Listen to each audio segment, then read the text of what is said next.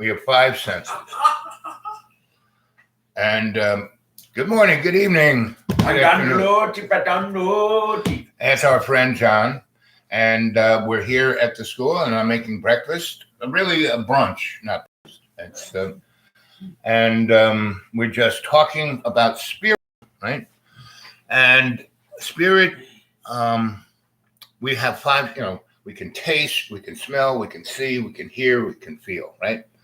But that only represents 0.0009% of the universe, right? That's such a small bit. We can't represent, we can't feel anything, right?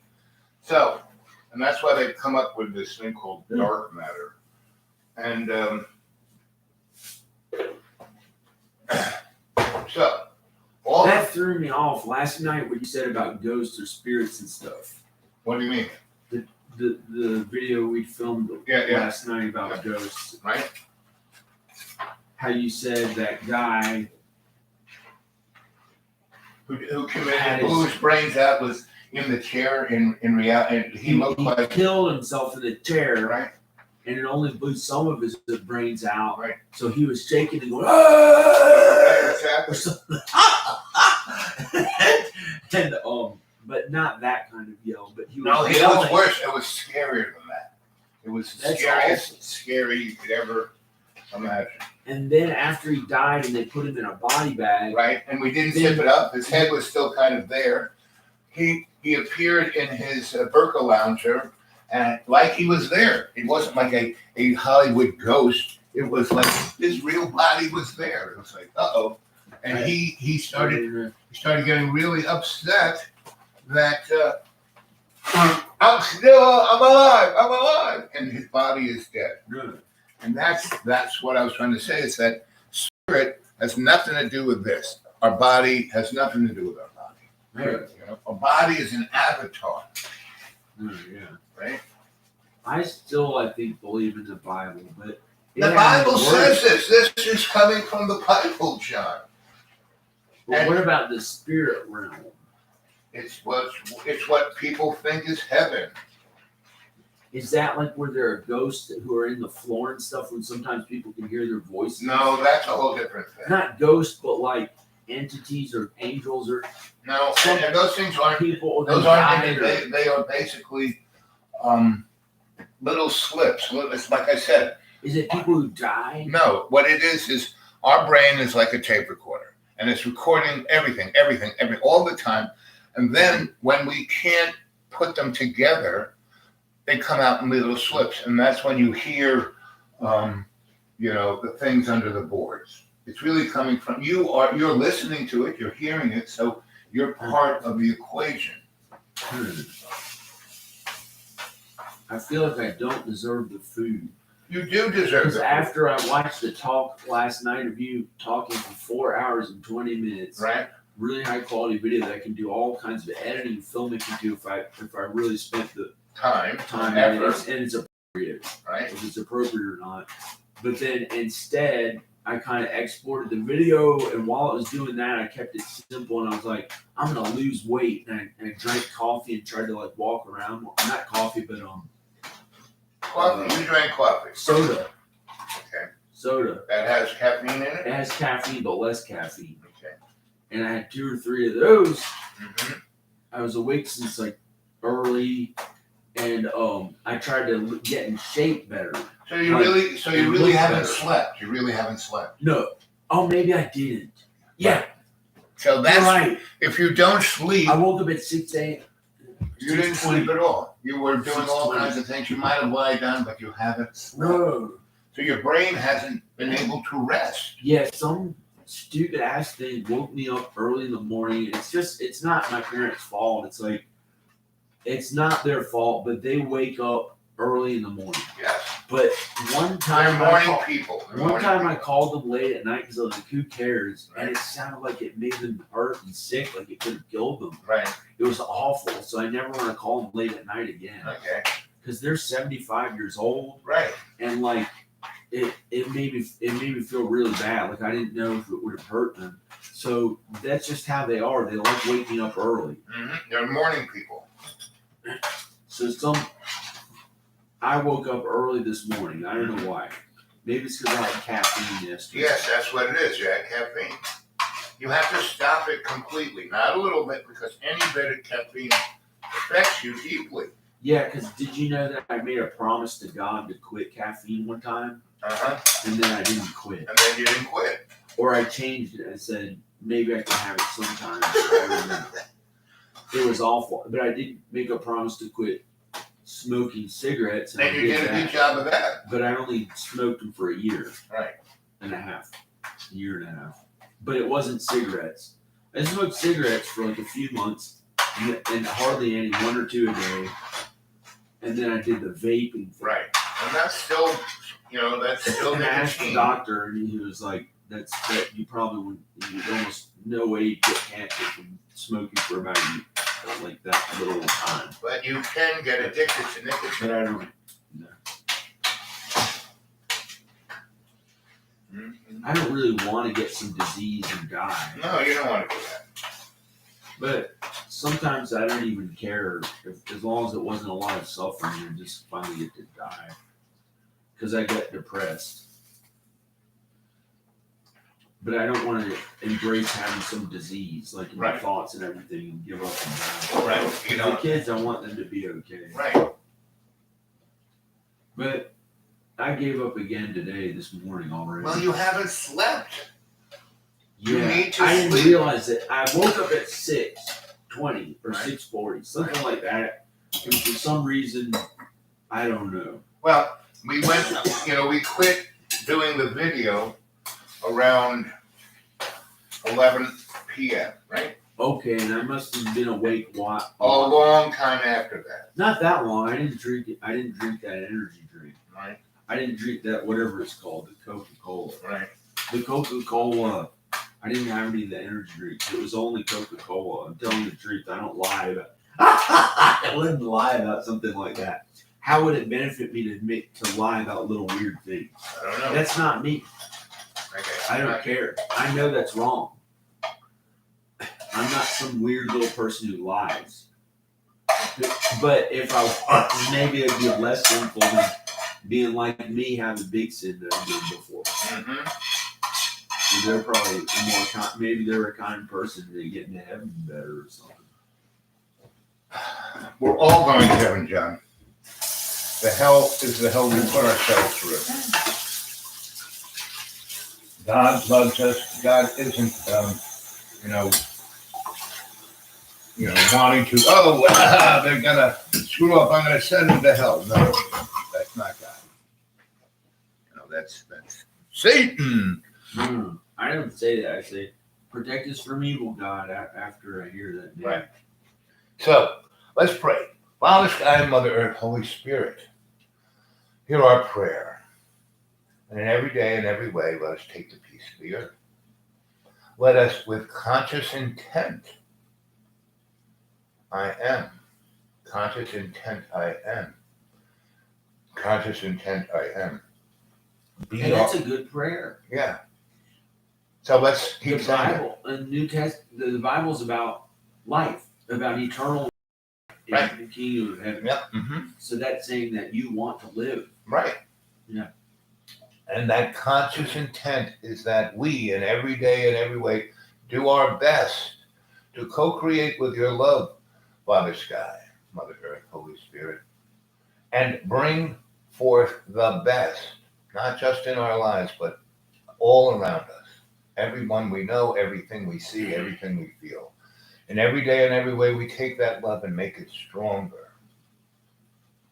Let us not be deluded and taken away from this love into the ego of self.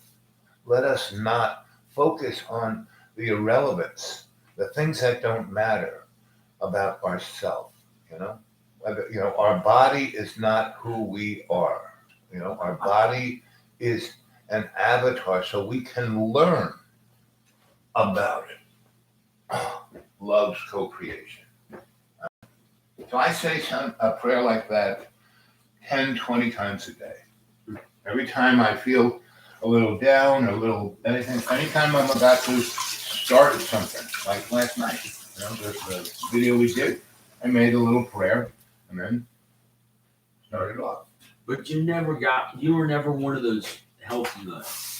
Sure I was. Oh boy, was I ever. You didn't like work out a bunch and run and jog and stuff. John, I worked as an electrician in New York City, and for a good 15 years, I didn't have a truck. I had a bag, a postman's bag of my hand tools, right? Mm. And I would walk 70 to 100 blocks carrying 70 pounds. Isn't that exercise? Maybe, but I don't. What do you mean maybe? It's 70 pounds. I mean, you lift up these 40-pound things that are 80 pounds. I carry a 70-pound bag on my shoulder for 100 blocks and upstairs. People who lift weights, yes, you said they keep doing it as they get older. And and it doesn't hurt their shoulders. Oh, well, they hurt, my shoulders kind of got burned out from not only carrying that bag, but putting up a million fluorescent fixtures and hung ceilings, and working on ladders. Why my legs were bent? I used to stand on a 12-foot ladder right on the top, working on stuff. And I'd have to do this to keep my balance. And so all of my hips and everything, it's worn out. If you use when something. Was the last time you would go jogging and running? Like, when was the last time? I never did. I never went to. I walked. I was a walker. And Did you ever run? No. No. You must have ran a little bit when you're. When I played sports in high school, I ran playing lacrosse. I ran a lot. But that was I was a sprinter, meaning I could run real fast for 100 yards, and then I'd stop. And I was a defenseman. That's what I did. I would run real fast to where the guy was with the ball, and I'd stand. Did you find being heavier made it so you can't walk as much? Well, when I was 400 pounds, sure did. How about when you were like 244? That doesn't matter as much. No, right now I'm 210. You're 210? Yeah. You are? Yeah, about that. The last time I weighed myself, I was 210. When I was at the doctor's. And that's okay. I mean, that's, between 210 and 180. When I was like a god, I weighed. You're never a god. That's a false idol. You know what I'm saying, John. I don't like saying that. I was within the relevance of the aesthetic of the magazine world. If you never. Okay. You don't want me to use the word God. I'm going to be very specific and say when I look my best, not in my eyes, not in the eyes of anyone who knew me, but in the eyes of the corporate world, in the magazines, everything being made look this way, look this way, look this way, look this way, look this way, look this way, don't look at anything else, look at this way, look this way, look this way, don't look at anything else, don't believe anything, just in the book, just in the book, just in the book. When I was looking like that, It's gonna look like Tom Cruise when he's 28. Right. It looks like Tom Cruise when he's 28. Exactly.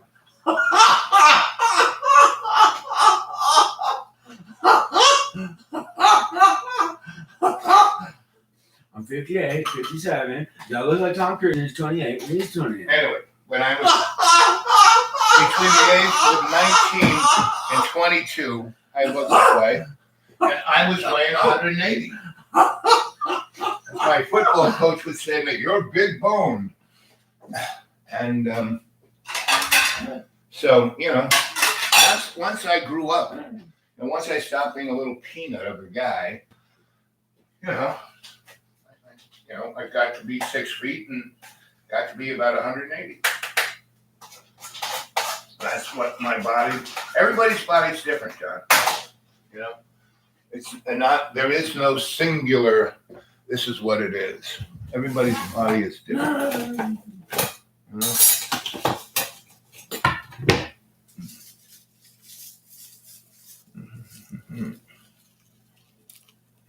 I tried to be skinny this morning. Then I felt awful. But you're not going to be skinny in 20 minutes. What I did? What do you mean in terms?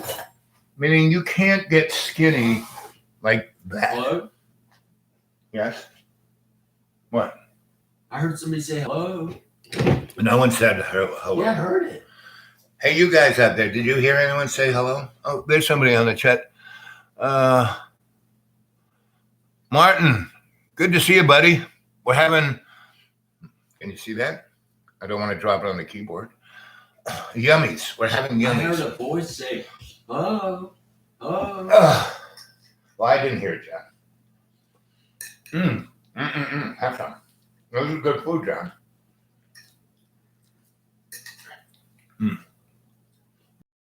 Good.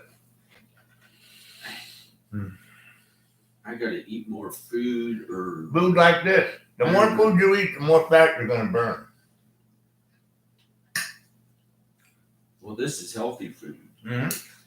Tastes good, too, right? It's really good. Yep. Bless your food. Yep. It's been awful. I was so alone up there Well, I'm here now. for 2.5 years. I know. I'm here now. I'm kicking around until you're balanced, and your family is with you, and you're happy. Wow, thanks. Right? Well, you can stay here for free. No, thank you, John.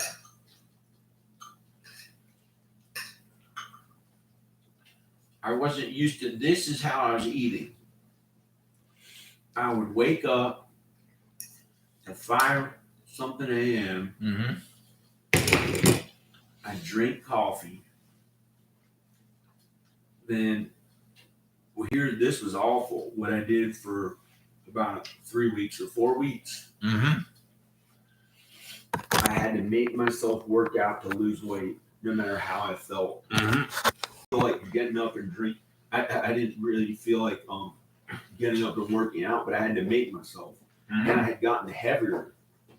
I was pretty heavy, and I was like 240 pounds or 244 pounds because I got sad about something and gained 30 pounds. And so I had to make. I thought I had to make myself lose the weight. So I lost the weight in like 5 weeks or whatever, 3 or 4 weeks, and it was not easy. It was not easy, and it hurt my joints and stuff. It never hurt a little bit just to work out a tremendous amount. I think there were days when I worked out 9 hours a day. I mean, it was nuts. And I found that it would hurt less if I made myself work out more. And it was borderline going to really hurt myself. And I don't know how I didn't get hurt. It was like an anxiety that I'd get really hurt if I didn't. But I thought I had to lose weight, and I was eating. One day I ate 280 calories in a day and worked out for hours and with the really heavy weights. Right. And I did that for 4 or 5 weeks or something like that, 3 or 4 weeks. And then. Did you lose any weight? Yeah. I think in total, but I lost a little bit before that. I lost 24 pounds. Lost 24 pounds. And how quickly did you gain it back? I didn't gain any of it back because I was doing huge workouts. What about now? I didn't gain it back. I can't gain that kind of weight back because it hurt my joints to be that heavy, and it made it so I couldn't run or walk very much. And it made it was like too heavy for my body to carry that weight. Like your weight, you carried it better. Somehow you were able to gain. My bones are different. My structure is different, etc. Yeah, maybe. Somehow you were able to carry the weight better. Because I was, when I was in my early 20s, I was only 130 pounds. Right. 130 pounds. 125, 135. I went from. That was at my skinniest. When I usually wasn't that. How old were you when you were that?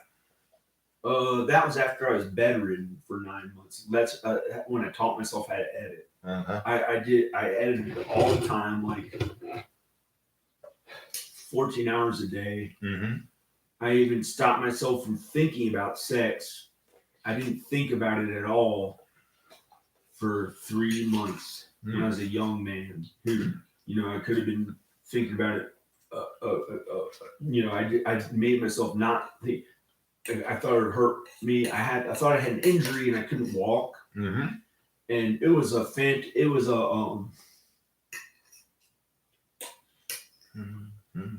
inflammation from where I had a hernia as a child. And I went to all these different doctors finally after I'd been editing for 9 months in the bed. And I mean, every waking minute of the day, I wouldn't even walk to the bathroom and pee in a cup. And my right leg got really skinny. I mean, and my butt after that looked like it was a hollowed out butt or something. It was skinny. And my right leg was like really, really skinny looking. Did that look good? No. One time I got out of the shower at my parents' house because I had to move back into my parents' house so I could afford to edit my short film from California. And but I wouldn't do it now. I had to work at their kind of stuff, so I have enough money. And after that, I went to physical therapy, talked to all these doctors, and I found out what the problem was. It was just inflammation. It wasn't hurt. It was a feeling of inflammation where I had a hernia when I was little. And so I found out you put ice on it, and it makes the swelling go down. I got that. And then you can also use warm pack. You can take a warm bath to relax the muscle. These slow and steady stretches that the physical therapist showed me, slow and steady, careful stretches, and then building up the muscle when you can. And then I took the building up the muscle this way, like super level. Right. I went a little bit nuts because I felt so made fun of it. I felt like I was going to die. And that was the first time I was afraid for my life because after I went through all that editing all the time, I got into a film school and then it was one of the best film schools. And I had to also have an internship and drive 6 or 7 hours a day. And they said, just stay at the school and don't have a job. The school said, just stay at the school and it's an immersion program. That's all you do. And I tried to do twice as much to save my dad on tuition and graduate early. And so I was trying to do too much. And I thought I was going to have a heart attack and die, but it was just panic attacks. Like my arms, like it was having a physical thing. This was like 20 years ago. This was like 18 years, whenever it was, a long time ago. I was in grad school. I graduated 15 years ago. Graduated grad school 15 years ago. And then I was trying to do too much. And then I started getting pissed off. And I kept working as hard.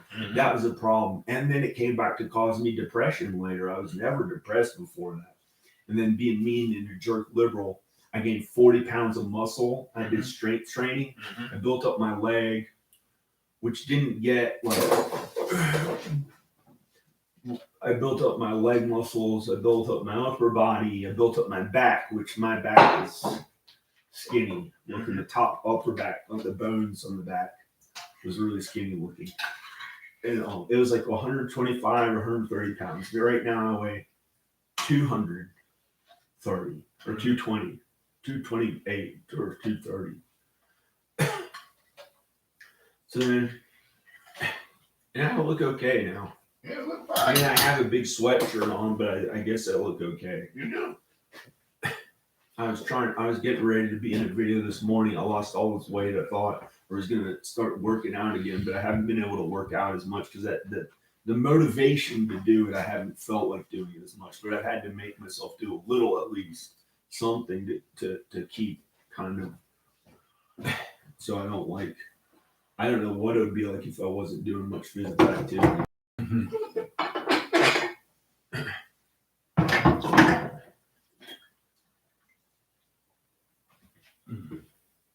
Come on, eat up. I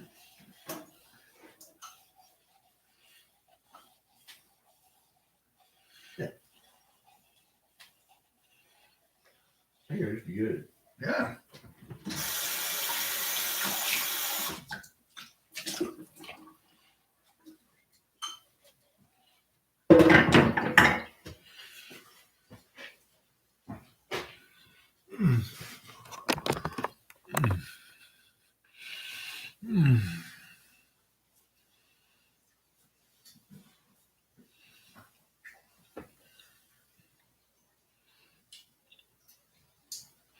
Well, we're eating grits, chicken, vegetables, sausage.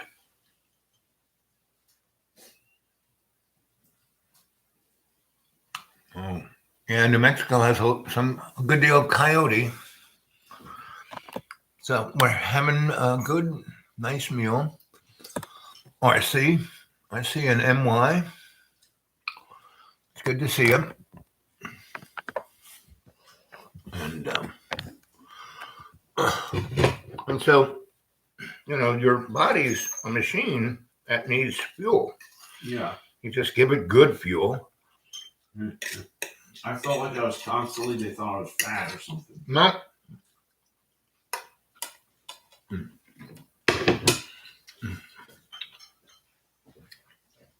John, it's irrelevant what other people think.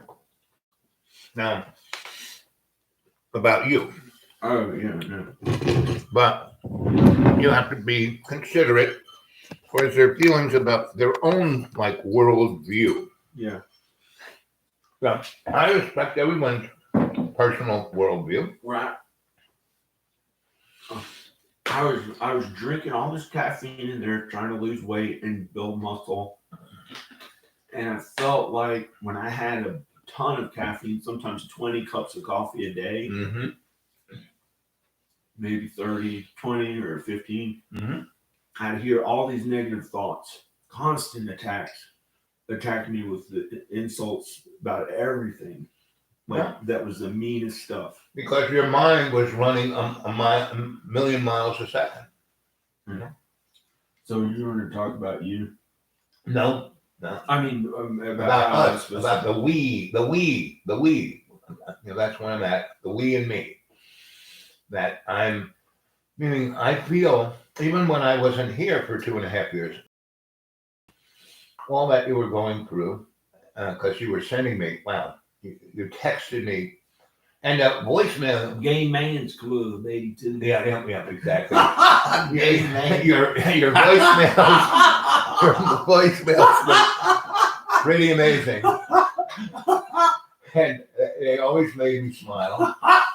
And that's one of your great talents. You have a plethora of characters that you can play, and that's okay. And your voice. I just want to feel not sad, right?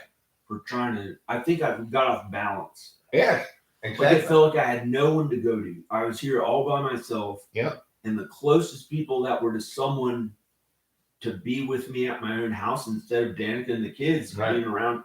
Danica being around me and the kids in the house. Which I was hoping for, and it didn't happen. And it's been years all alone, and it turned into no one there. And I think my senses were so highly attuned. I either created a voice for one of the neighbors, right? Like to think that he was saying stuff that was kind of racist and hated me. And really, how could you hear him when he's 300 yards through a forest down there? How could you hear him in his house thinking? No. It sounded like, here's the things I thought he would say. N-word. It sounded like he was calling me an N-word many times a day. Like I had to accept being an N-word. That's who I am or something. I would get pissed. Like when he said it enough, and actually was like punch him in the head or something in the air. And John, it was awful because I was by myself.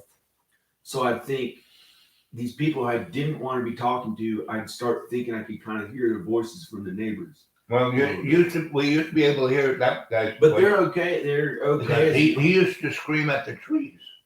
He's had to get on medicine. This mountain He said he saw an alien aircraft following him around, and he had to leave the neighborhood. Right. But I was in my house happy back then. Right. I didn't even know any. I haven't been worried about aliens in a few years, a long time. When you lived in your other house. Yeah, this neighborhood, I haven't ever been worried about aliens flying overhead.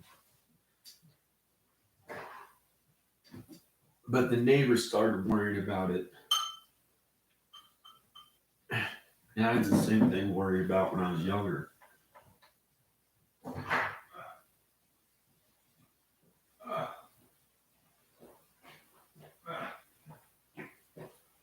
I don't want to talk to the people on your channel because it's your channel.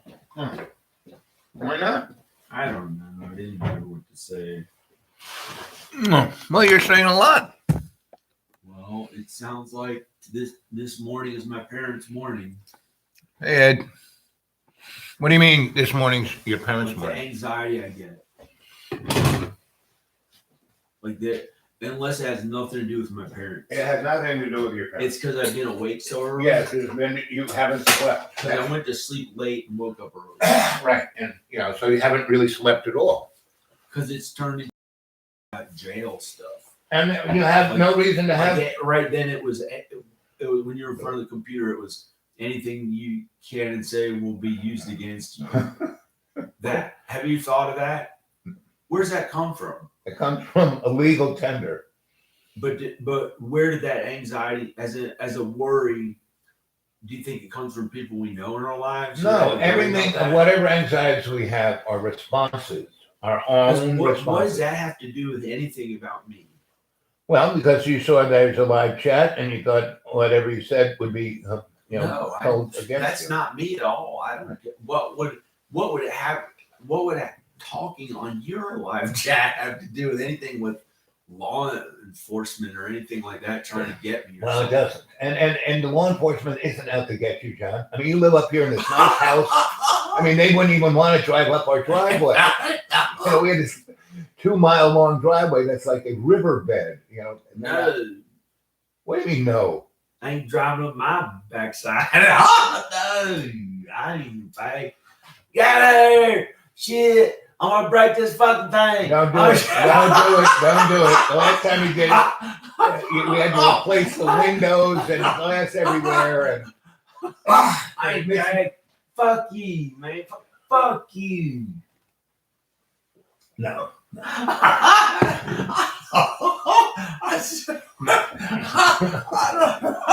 I can say that on your channel. I won't get in trouble. Right, you won't.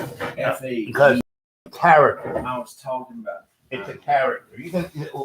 John's a character. Hey, John, do me a favor. You keep taking the bowls and everything up, and then there's nothing. Are you finished eating?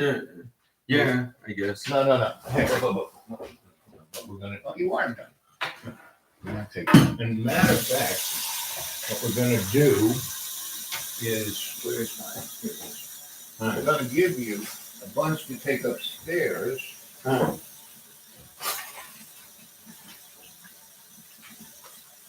Here you go. Thanks. Yep. Now eat this instead of, other stuff. Here you go. Okay. It felt like I was barely hanging on for like a while. Now I feel okay. Good. No. And if you want to take a nap, take a nap. And what was that? I say to Alexa, announce when you talk to me. What did you say? Oh, Alexa announce. Right. Like, yeah, that's what you said. Like this. Alexa's not there. Yeah. Wait. Oh. Alexa's in the bathroom. No, it's in the bedroom. It wasn't. Oh. Yeah, it was there, and I put it Okay. there. And anyway, that's what we wanted to do. Your channel. No. You go upstairs, relax, maybe take a nap, and relax.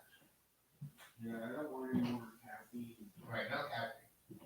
And I'm gonna come up in an hour or two. Okay. Can you do a favor? Can you turn the light on the staircase here? So when I come up, I can see. Thanks, buddy.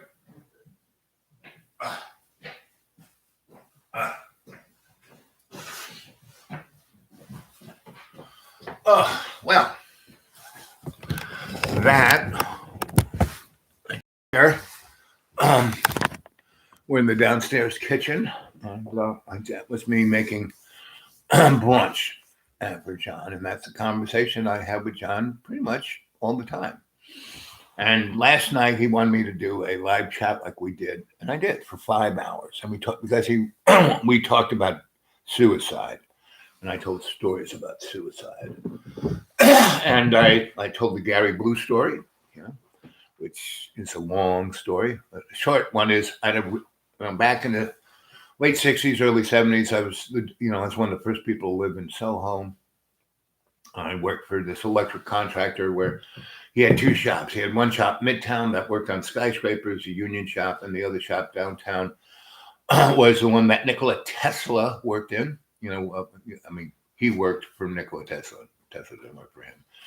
And that's where they manufactured the early Tesla devices that brought us the modern electric world. And I worked for Grandpa, right? There's Grandpa and Mike. And Mike was in his 50s, was running this big, one of the larger union electric shops, because Grandpa started the union. Anyway, and this is how my stories get long, because I keep throwing in sidebands. But anyway, we were talking about suicide. And so I, lived in a really amazing loft on Worcester Street in Soho.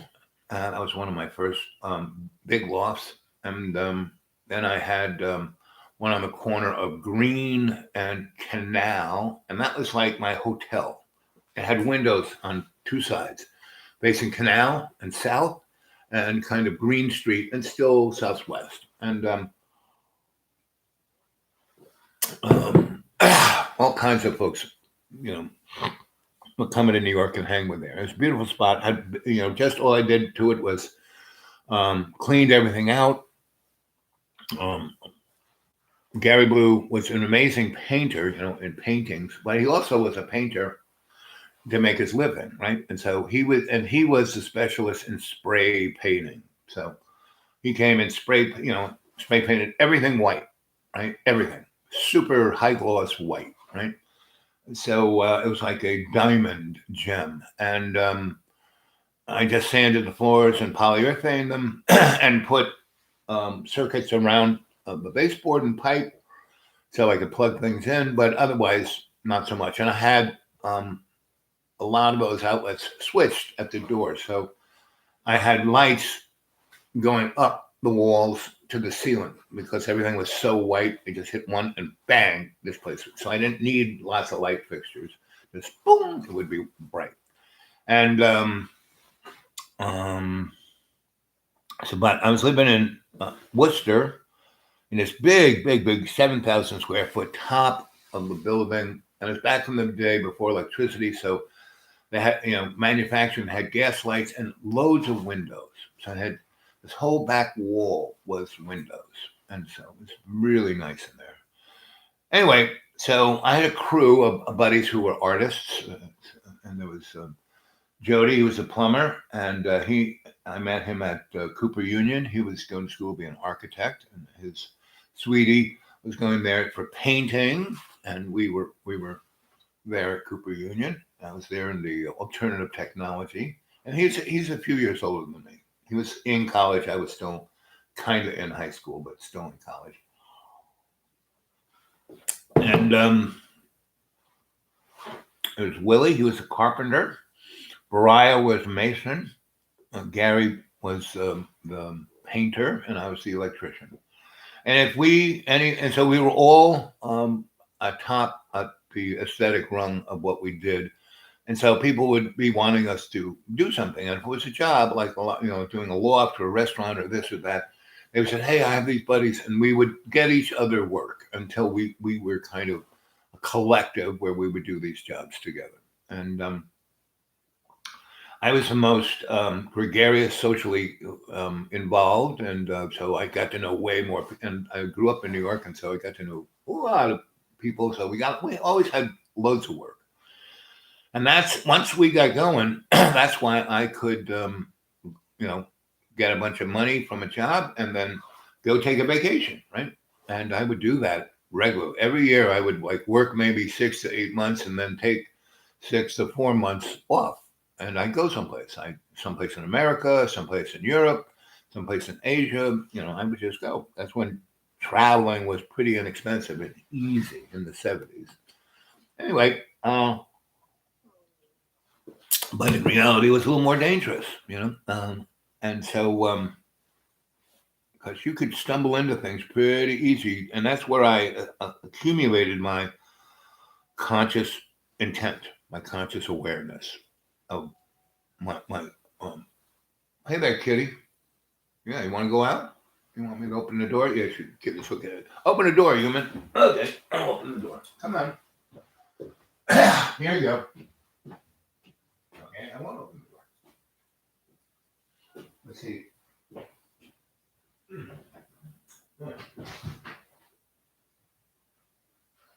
There you go. It's not too cold out there. It's actually cold in the house than it is outside. Da, da, da, da.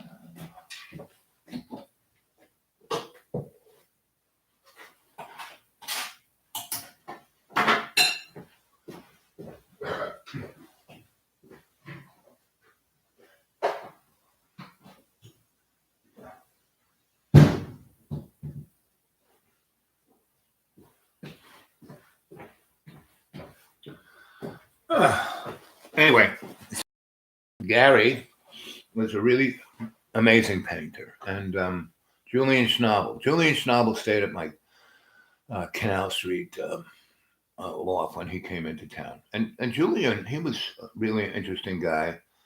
He came from, I think, a Midwestern family, had money. He never had to worry about earning a living. He didn't have to work like we had to work. But he was part of the crew, and so I had a corner, like a studio corner. It was a gigantic loft. It was about 80 feet long and about 30 feet wide. And like I said, windows on Canal Street and on Green Street. And Gary, super high gloss, paint. It's like I said, like a diamond. And the floor was polyurethane, like super duper, shiny and tough. And so I had an elevator, so I could get stuff up there. My neighbor in the loft downstairs, he was making art out of clothes. And in New York, you could buy, this company would sell these gigantic bundles of clothes that like the size of a Volkswagen Beetle, like 1.5 tons of clothes. And in New York State, everything had to, if you bought clothes, used clothes, they had to be washed and sanforized. That means like they kind of made sure there were no bugs in them. And you could buy a whole bundle of clothes for about $100, 1.5 tons of clothes, and they would be banded.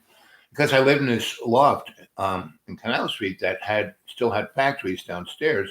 They had a loading platform to take things off a truck, a hand truck. So this load, and they had a forklift. So I just pick it up with a forklift, put it on the elevator, take it up, and put it on my floor and go away. So I had to year's supply of clothes, and it was held together with band iron, clip it, bing, and the clothes would explode out, and it'd be all kinds of stuff, suits and overalls and pants and shirts and women's clothes, men's clothes, you name it, it had it. Policemen's uniforms, it was just everything, right? So when Julian Schnabel showed up, a friend of my friend said, "Oh, this kid's coming in. He wants to stay with me. I don't want him to stay with me. But you got that big loft. You're never there. Why don't you let him?" So I did. And so I had lived in another guy's loft years ago, and he was a real, purist. Everything he did. His wife was a weaver, and he was a cabinet maker, and he used all hand tools, right?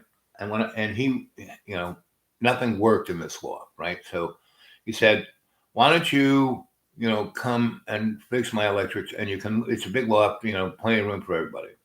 So I did, and I fixed his everything. And he wanted electricity because he wanted hot water, and he wanted to cook, to have a stove. So, and it wasn't like he was against electricity. He wanted electricity so he could have lights he could see. So I said, okay. And so he's the guy where I got the aesthetic, where he painted this big loft that was probably even bigger, maybe 300 feet long, because it was from street to street, from Chamber Street to Reed Street, all the way through, right? And it was about 100 feet wide. It was a real cavernous kind of thing, and he sprayed. And that's actually where I met Gary. Gary spray painted his loft, right? And this guy sanded the floor and polyurethaned it, and then it was just shiny, nothing in it space. It was like pretty amazing. So and he got me there because he needed electricity, so Gary could run his compressor, and he could rent a from Zelf, to sand the floors. Anyway, so I did that, moved in, and there was no furniture, no nothing there, right? No place. I slept on the floor, so it was a clean floor, sanded and polyurethane, and I basically had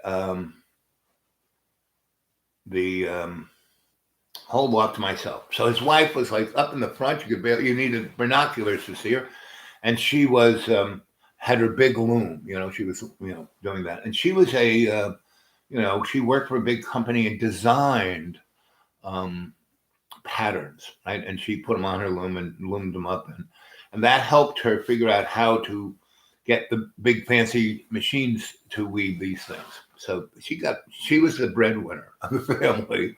He got paid really well. And the guy, he made really nice furniture, but not many pieces, because he was like, ching, ching, ching, ching, ching, ching. And so he had a space over here. There was a nook. So he had it was like twice as, maybe 4 times bigger than this kitchen. And we built a wall so we could have a door to keep all this, sawdust and stuff from getting into the rest of the house, as much as it did. Anyway, and I was way at the other end where the bathroom was, and so he wanted, and he didn't even have toilet, nothing hooked up. So that's when I brought my friend over who was going to Cooper, and that's where he kind of first started doing plumbing, right? And so he did, and put the toilet in, and a shower, and a bathtub, and a sink, and then a pipe through the floor to where we were going to put an island to have the kitchen. Anyway, so we were moving along. And I put electricity. The first thing I did was put a service in there and then wired it up. Panel, lights, outlets. Anyway, so I needed a place to stay. So I said, I was thinking one day, and I was scribbling in my little composition book, and I drew a pentagon shape, and that I would make this structure, and I would have a desk on one portion of it, and a pole to hang things on, and some shelves, and on top I'd have a steps going up to a loft bed, and this thing was freestanding, not attached, and it was about 15 by 15 foot diameter, and about maybe 6-7 feet high, and it was quite nice. So to build that, so I had money, and there was a company that was a wholesaler of tools and screws, and I think it was called American Screw, like Screw You, and it sold everything, and they wanted some shelves, so I was going, okay, and they also wanted some lights for it. They had this big warehouse in this loft, just in the building next to where I was, and they saw what I was doing through the window. They said, "Oh, wow, we need something," and I said, "Okay." And so they explained what they wanted. So I said, "Well, the lighting is electric's no problem. I could do that, but I'm going to build this thing, and I need a table saw." And I need a screw gun, and I need, all these different power tools. And they said, "Oh, no problem. We wholesale these to contractors because, big, you're going to build a big skyscraper. You're going to go at it. You're going to need more tools than you have in your shop, right?" And so people, get that. So I got a table saw, a couple screw guns, a hole saw, reciprocating saw and a few other tools and a whole bunch of other stuff, right? To build shelves, right? So first things first, I put the electricity in the space, and then I had this friend, Jiro, that's how I met Willie. Jiro was an artist, sculptor, but he was also a Japanese man who came from Japan with Captain Louis. Captain Louis was the grandson of, you know, Grandpa Sony. And so Captain Lou had more money than God. And he had a, um, a building on, was it Hudson? Was he either Barrack or Hudson? And it was a standalone building, had great light. It might have even been West Broadway. And it was called not CTW, might have been it was something Television Workshop. Um, and I think Barbara, who started Children's Television Workshop, got the idea from Captain Lou because that's all he did. He was Grandpa Sony sent him to New York or America to see them market what they needed for video. And Japan, this is when I learned that Japan is so far ahead because they were the Nazis' allies. The Nazis gave them technology, right? And that's why they had the upper leg in electronics, and they still do. Meaning, China wants to become the AI whoop-de-doo. Now we are the AI whoop-de-doo, but we only make robots that kill people, right? All our technology goes into killing things, right? Where China, technology is it's all about business.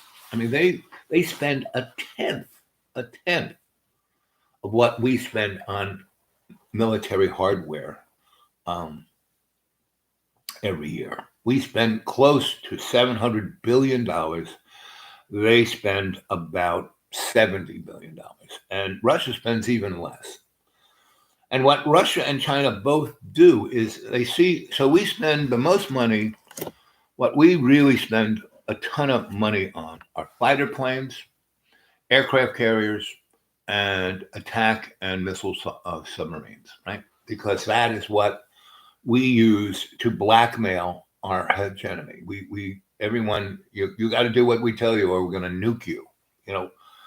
The the horror of nuclear war during the Cold War was a scam, was a bluff. Because even if we unloaded, let's say, on Russia, right, and just knocked every nuclear weapon they had out, by doing that, we would have killed ourselves because the radiation would have been, forget it. Meaning, Pakistan and China are two countries that used to be one country, and so anybody who has a family knows, those people hate each other, and so they both have nuclear weapons, and they both have maybe 100 or somewhere between 100 and 500 nuclear weapons.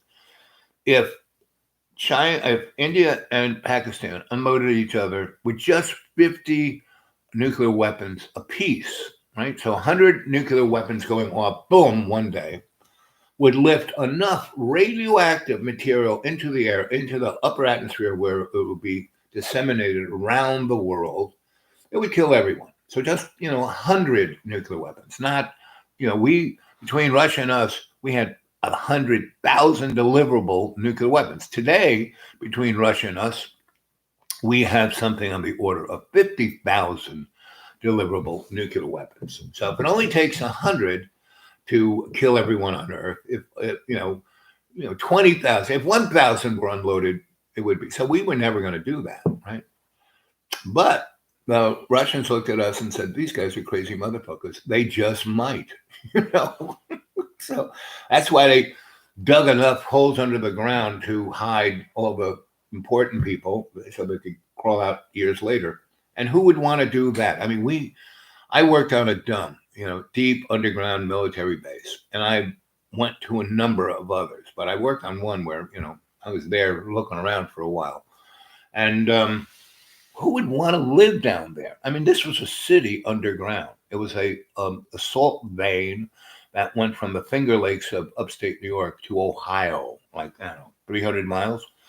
And it was like, half a mile wide, 900 feet high, and 300 miles long. And you could almost see the curve of the earth. And they had like parks and everything, and it was a salt vein, so everything was like white around, and so they lit that up from below, and it was like brighter than bright. And they had 6-story buildings here, as far as you could see, and they had like these monorail, these levitational, electromagnetic kind of woo, and it was like, oh, George Jetson World, but 900 feet under the ground, and you could constantly smell, because the air was being moved. You could constantly smell this kind of new car, because if you're gonna have 1 million people under, that's a lot of shit. And what do you do with all that shit when it, shit goes downhill, and when you're 900 feet underground, right?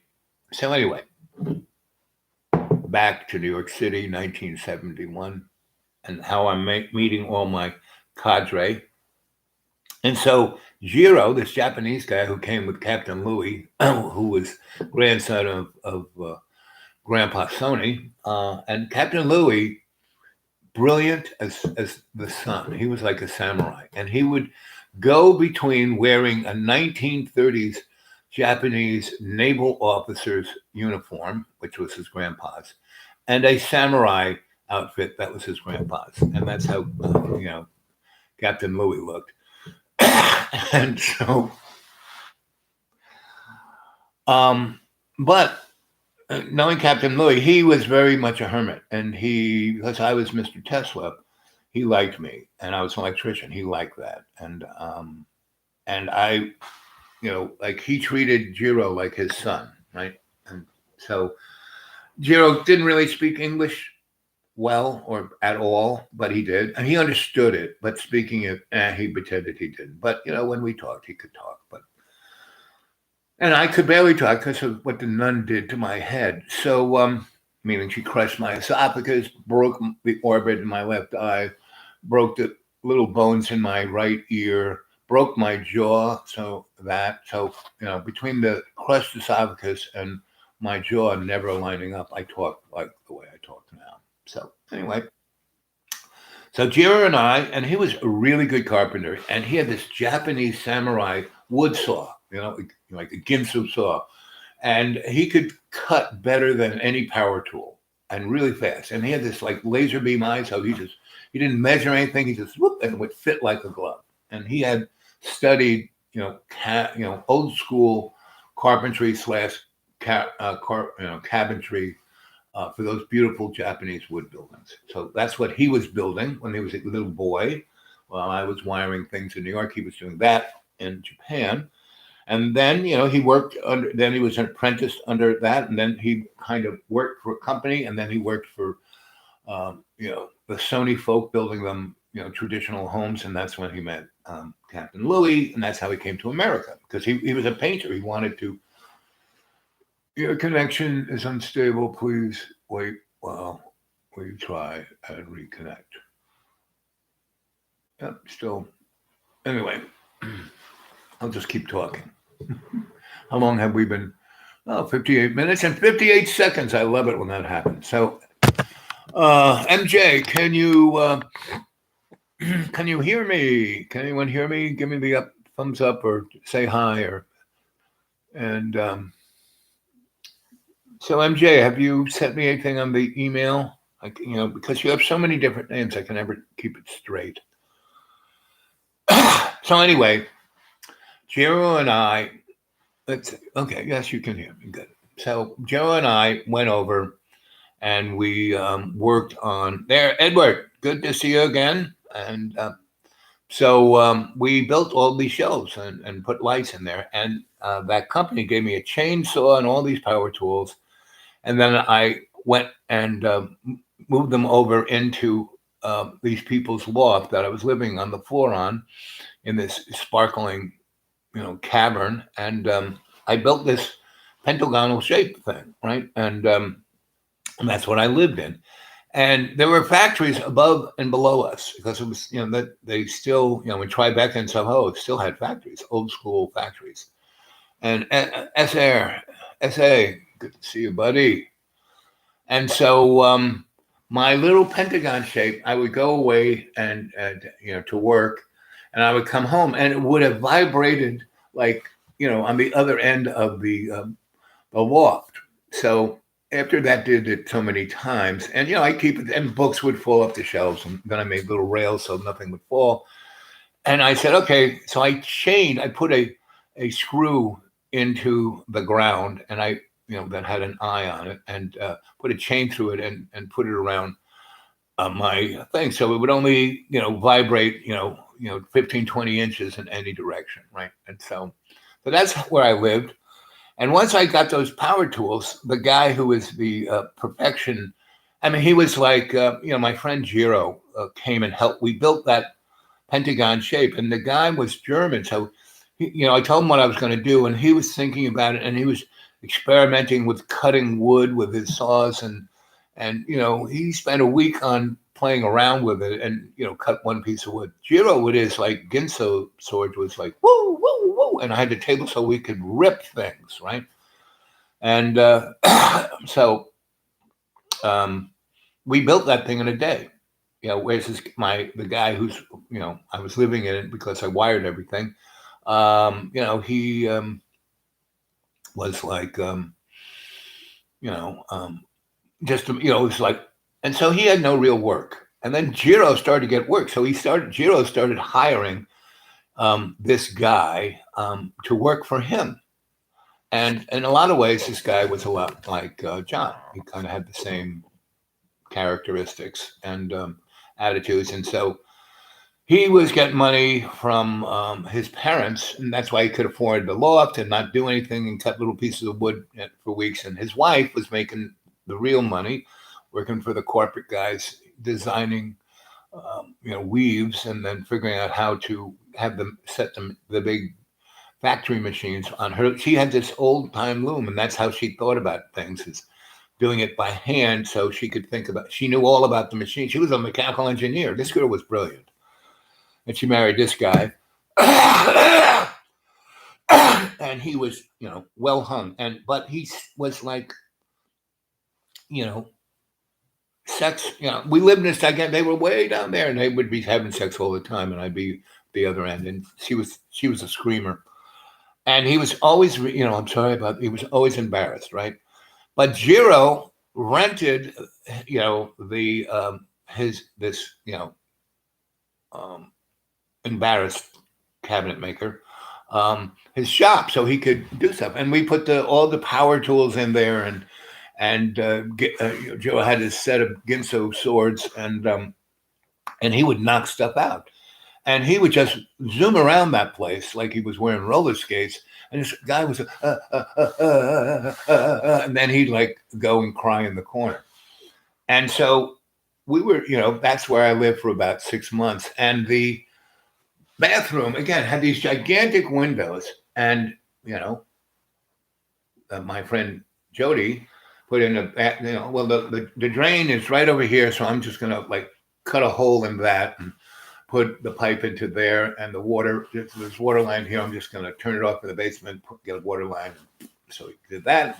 I put an electric hot water heater next to it, and bingo bango, we had water. And we put water pipes underneath the floor up to the kitchen island. So we had a big sink, and we made a concrete sink because the lady said, I want a big sink. And all the sinks we saw in the plumbing place were not even close. So we just poured a porcelain concrete sink, and that's what they do now. That's what the rich people have, And we made the form out of cardboard, right? And I had all of this kind of plastic netting. So I took wire, 10-inch solid wire, and made a frame, and we poured the concrete into our cardboard form, and I just kind of slid these, this, copper frame with plastic netting on it, and that was like having something inside the concrete so it wouldn't crack up. So big sink, hot and water, cold. We even put a dishwasher in there because Captain Louis got one, and he couldn't even take it out of the box, you know. So we just kind of, you know, Joe said, "Okay, we carried over." So a dishwasher, electric stove, you know, big sink, big refrigerator, and I got one of these big refrigerators, almost a walk-in. I mean, really big refrigerators. You know, now rich people have really big refrigerators, but back in the day they had. And that was from Grandpa Hotel Bar Buddy. He had all these refrigerators. So I basically got that, and instead of running it off of an ammonia like all the other ones he had, I bought a compressor, just ran it through the coils. Bingo, we had a great, beautiful, beautiful. I wonder what that guy sold that off for. Because he probably could have sold it for $20 million because it was right, you know, Reed Street was, you know, 10, 15 blocks to Wall Street, you know, so the lawyers were, hey, Lena, MJ, Lena, SA, Edwin, Edmundo, it's all good to see y'all. Glad you're on board. And so we're telling the story of Gary Blue, right? And earlier, the first 15, 20 minutes, we were having brunch with John. And here we are in John's downstairs, beautiful kitchen. This was the school's kitchen, right? So anyway, I'm living in this amazing loft in 71. This is before I went up to New Mexico. And I'm still kind of going to school. And you know, so the draft board doesn't come and get me. And so the stage is set. I have all these friends, carpenters, painters. So Gary Blue has like spray painted the place on with the you know, inattentive, anxious cabinet maker from times long gone. I mean, he would have been much better in the you know, 9th century than the 20th. And his girlfriend, who was totally, you know, George Jetson's wife, but smarter, and she loved fucking sex, and that's why, and that's what she used. I love fucking sex, and so when we built the bathroom that was right by these windows, it was hard to put. You know, we put a little paper, you know, about 3 feet from the ledge up. But we didn't cover the whole window. We just did that. But if you were in the shower, that was back there. So right across from those windows was this noodle factory. And all these Chinese guys, whenever she was taking a shower, they'd all stop and like maybe like 200 guys in white uniforms looking. And, you know, the space between their window and the window of this bathroom was like, you know, maybe 10 feet. That you could go behind there, and that's where we kept the garbage pails and stuff. Anyway, so they would be there, and she would put on a dance for them more than any titty bar you could imagine. I mean, she had toys, she had everything, and she would be screaming and yelling and more, where the 100 Chinese guys are like jacking off, and they got their schwanzes out there, and she's like, you know, and summertime everyone would open the windows and she'd be screaming at them and they'd be like screaming at her in Chinese and then she learned Chinese anyway, and which sent the poor guy deeper and deeper into strangeness. And this woman didn't come out of her shell until I showed up and brought Jiro, because Jiro would, you know how Japanese guys wear diapers, and because it's really hot, it's like their version of shorts. And he would run around in diapers all the time. Not diapers, but this kind of white cloth wrapped around his legs and butt and junk. And, you know, they get little spaces, and he had quite the schwanz. And so the poor guy was just, you know, within the 8 months that when he threw me out, he was in the corner going, because we made a deal that I could basically stay there forever if I did all the stuff I did. And his wife, so what happened was she was having so much with Jiro and me and the Chinese guys across the street. He painted the windows black. one day, and this started it off, right? You painted the windows black so the Chinese guys couldn't, so she'd keep them open even in the wintertime. And they had, then he threw me out and threw everything out, and Jiro, no, no, no, no. And we basically took all my stuff and the Pentagon shaped thing, we built it with screws so you could take it apart, put it in a little bundle, and two guys could carry it away, right? So once they were starting to scream, and everybody, I want to live my life, right? So he basically, threw us all out. His wife too, right?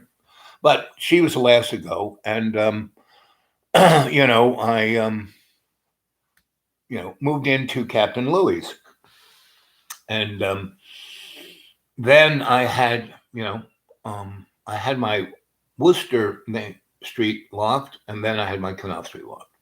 But so why I told you this story was to introduce my cadre of building guys, my buddy loft, and then I had my Canal Street loft.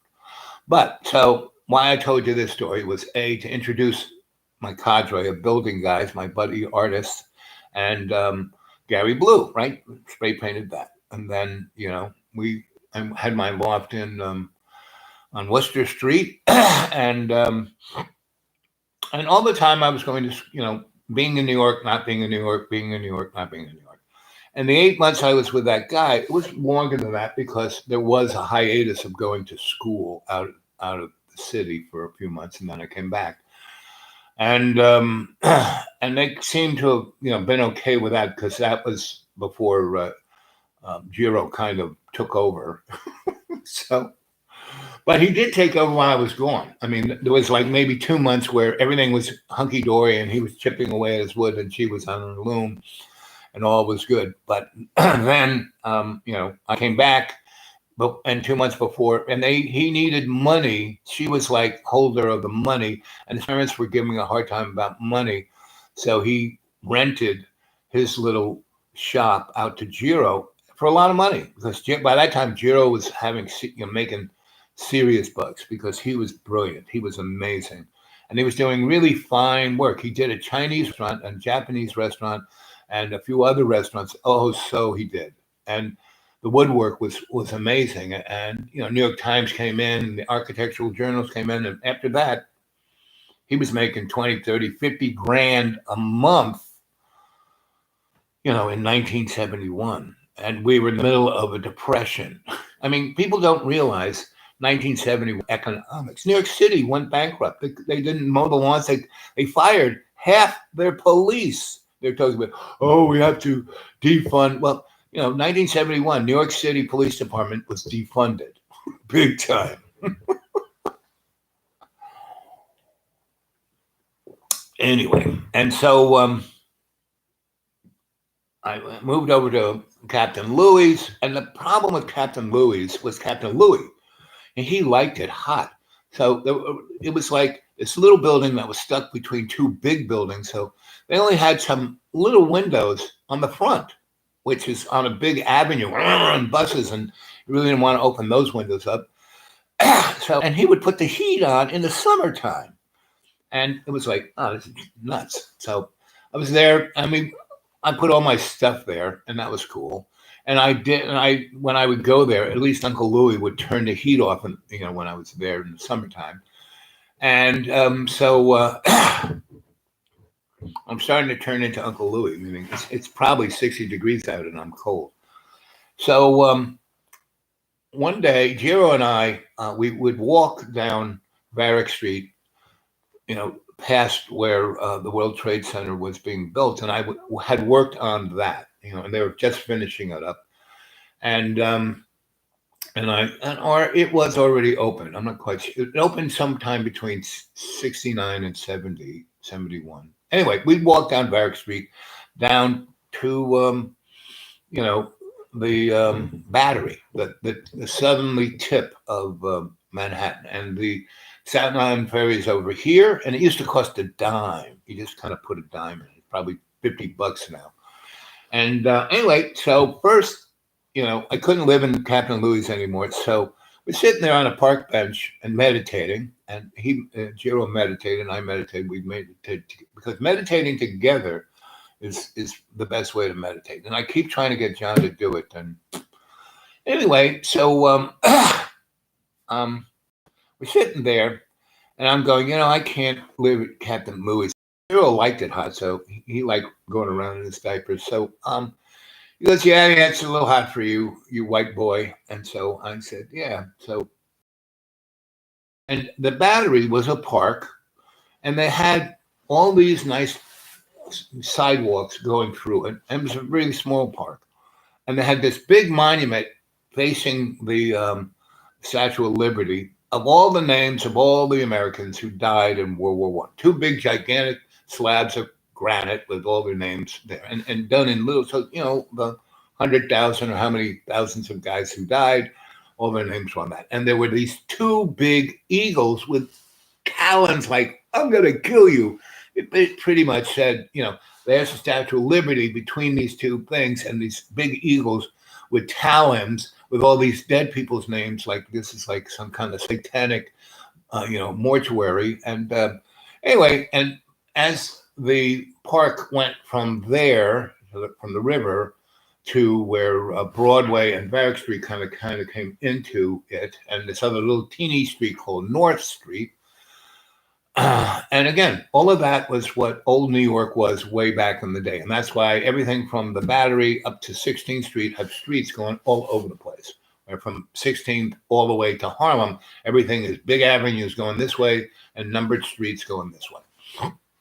So we're sitting there, and Jero kind of gets up, and he goes over to, there's a number of these circles of that are just grass, and surrounded by cast iron fence with spikes on it. And these fences were put all over New York City. If we go like in front of libraries and parks and things like it, you'll see these cast iron, and these were put up there because of the Irish Draft Rebellion. And the Irish came over on the boat, when 6 million of them were dying in Ireland because of biological warfare. The English were, Ireland, when England got turned into factories and homes for the workers and the rich, they weren't growing food there anymore. So they basically turned Ireland into their food, because it's just, meaning from the edge where Scotland and the rest of England is, the Sea of Ireland is only 15 miles. So to go from Ireland to England, it's only 15 miles, not a big deal.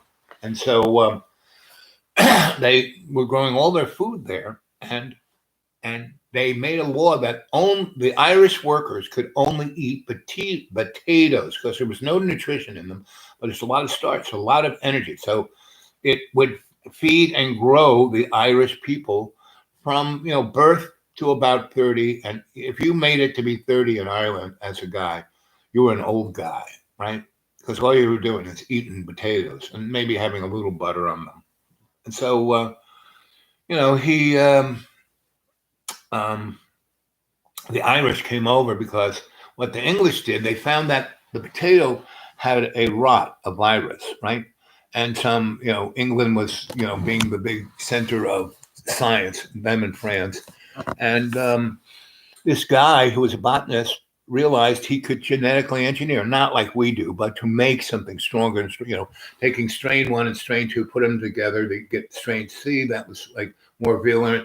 Now strain C and the virulent strain B, put it together and got strain D that was even more strain, then take strain C and strain D and put it together, and did it all the way through the alphabet until it got to triple Z. And then they would spread it on the potatoes and cause the famine, because they wanted to get rid of the people. They had everything growing and they didn't need all those people anymore, kind of like today. And so they sprinkled this virus, this virulent biological entity onto the potatoes, and called the potato famine. And so all the Irish got off and came to America right during the Civil War. And so the Irishmen would get off the boat and go straight into the Civil War and die. And that's why the North won, because they had a protected very industrial manufacturing base. They had capital, and they had a workforce that were like cogs in a machine. They just worked them to death and then replaced them with more guys coming off the boat. Same with the guys out in the field. And after about a year or two of this, and the war was just, and this is where the unending wars started. I mean, well, it started with Christopher Columbus, but, we've always been in an unending war dynamic, right? Let's see what you guys are saying here. I have to turn this around so I don't look into the sun. 1, 2, 3, up.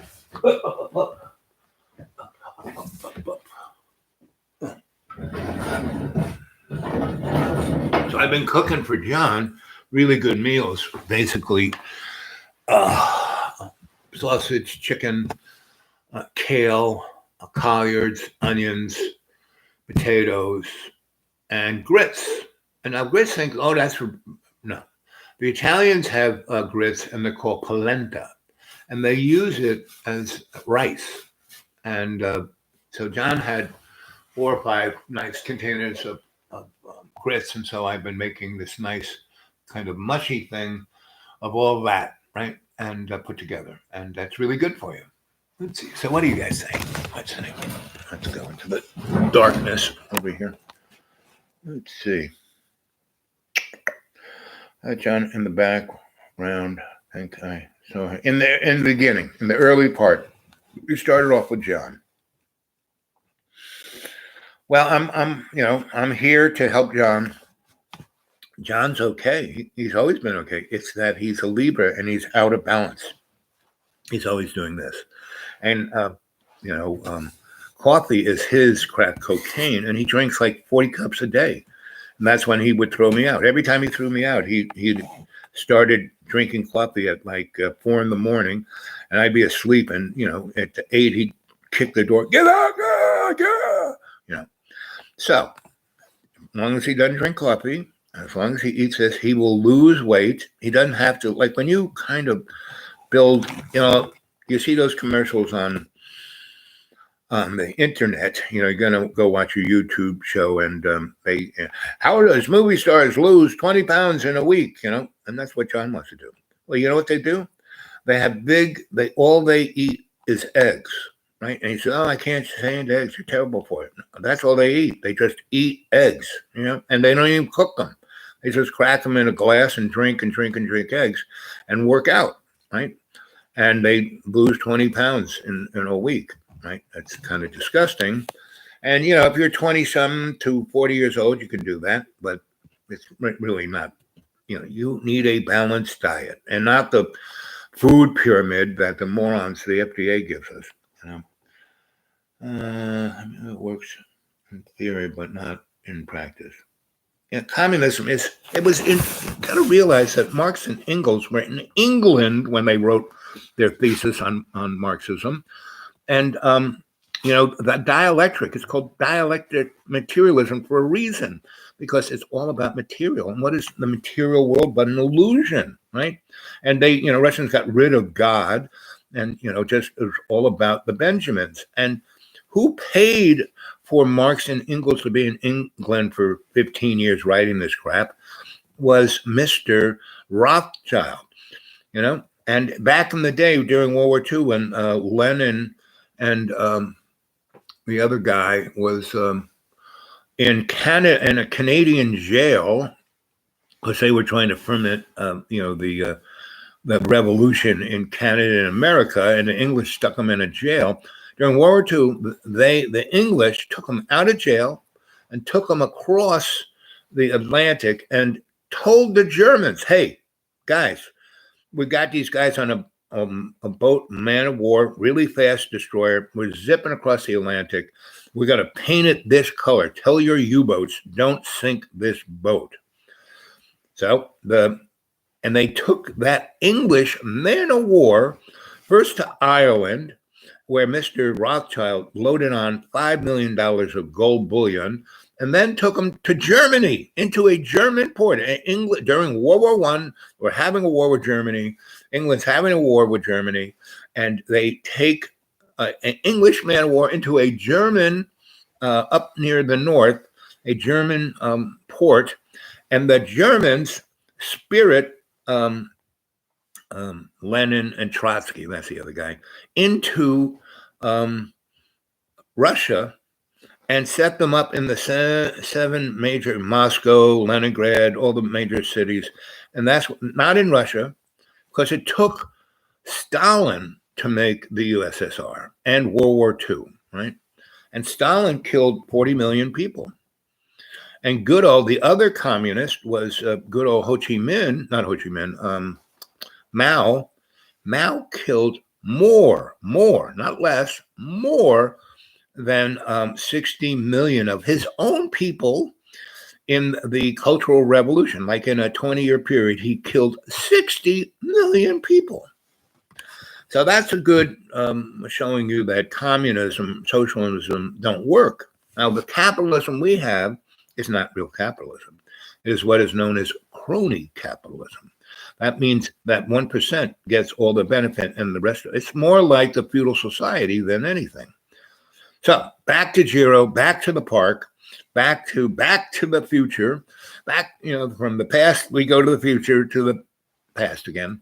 And we're sitting on this park bench, and he's looking at this little circle that's surrounded by this cast iron fence with spears on the top, right? And they basically spears stuck together. And what that was for is that back in the Civil War, when the Irish rebelled against the draft, they would gather and have speeches in parks.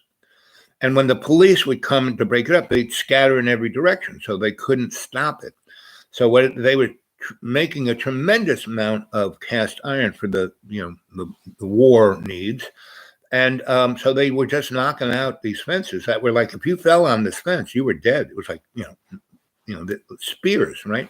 And they were pretty high. So you'd have to climb up over them and then lose your balance, boom. And at a certain point when this was going on, there were hundreds of people, skewered on these fences in New York City. And the government just left them there as a good example of, stay in line, do as you're told. And, do they teach this in your history books? If you want to really get any inkling of what this is, there's a book called Five Corners, and then there's a movie called Gangs of New York that really do a great pictorial of this. So anyway, we're sitting at this park, and this little circle that's maybe 100 feet diameter is there. And Jiro gets up and he's walking around it, and I'm just like, puffing away. And he would get me herb just to watch me. He didn't smoke at all, but he loved watching me smoke. And it was the beginning, the 70s shows when they're in the basement and they smoke pot. You never see them smoke, but the room gets smokier and smokier. And as the camera goes around a circle, the people get stupider and stupider. Well, he loved watching me get stupid. So I'm smoking away, and there is no police. You could do anything you want, and that's why the crime rate in New York was like astronomical. And rich people had their own police, so they didn't care. They had their because all the policemen who were laid off, the rich people hired and made their own private police forces, which is supposed to be against the law, but not in New York City. That was fine.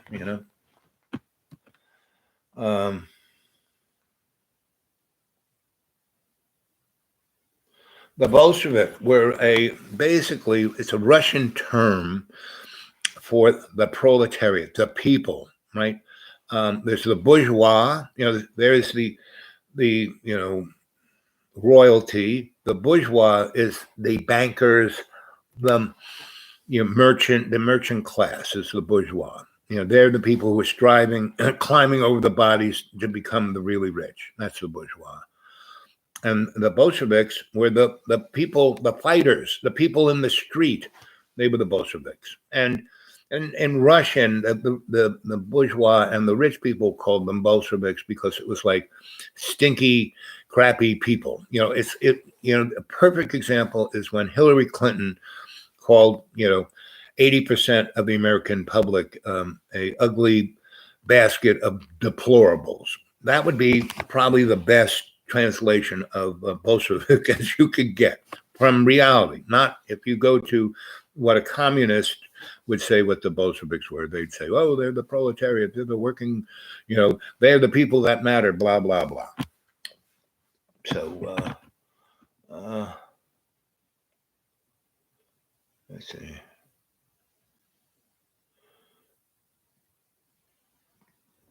Yep. Gotta Google it now. Right. That's what I was doing to John when he would say something like he said, "Well, God won't get mad at me for committing suicide." That's what we talked about suicide last night. And this show is also because I'm supposed to be telling you the story of Gary Blue. And John probably won't put that. That was a great video we did. It went on for 5 hours, right? And I said, "John, I won't do this unless you do it live." He didn't do it live. I said, "John," once I realized he wouldn't do it, I said, "John, before you edit this thing, you can't put it up. You have to put it up, the whole thing, and then edit it so the audience can have the two things, right?" And this is what John does. He does just what he wants. He is totally selfish. He's totally focused on himself. Now, this ain't John's fault. This is America. This is the world. We live in a sociopathic world.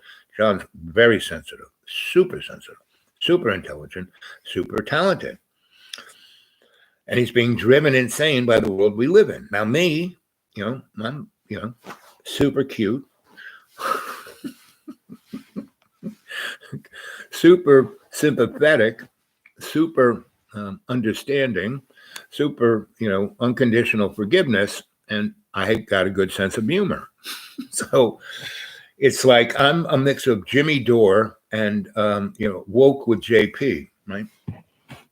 So have you guys taken a look at that? I mean, the other live chats I was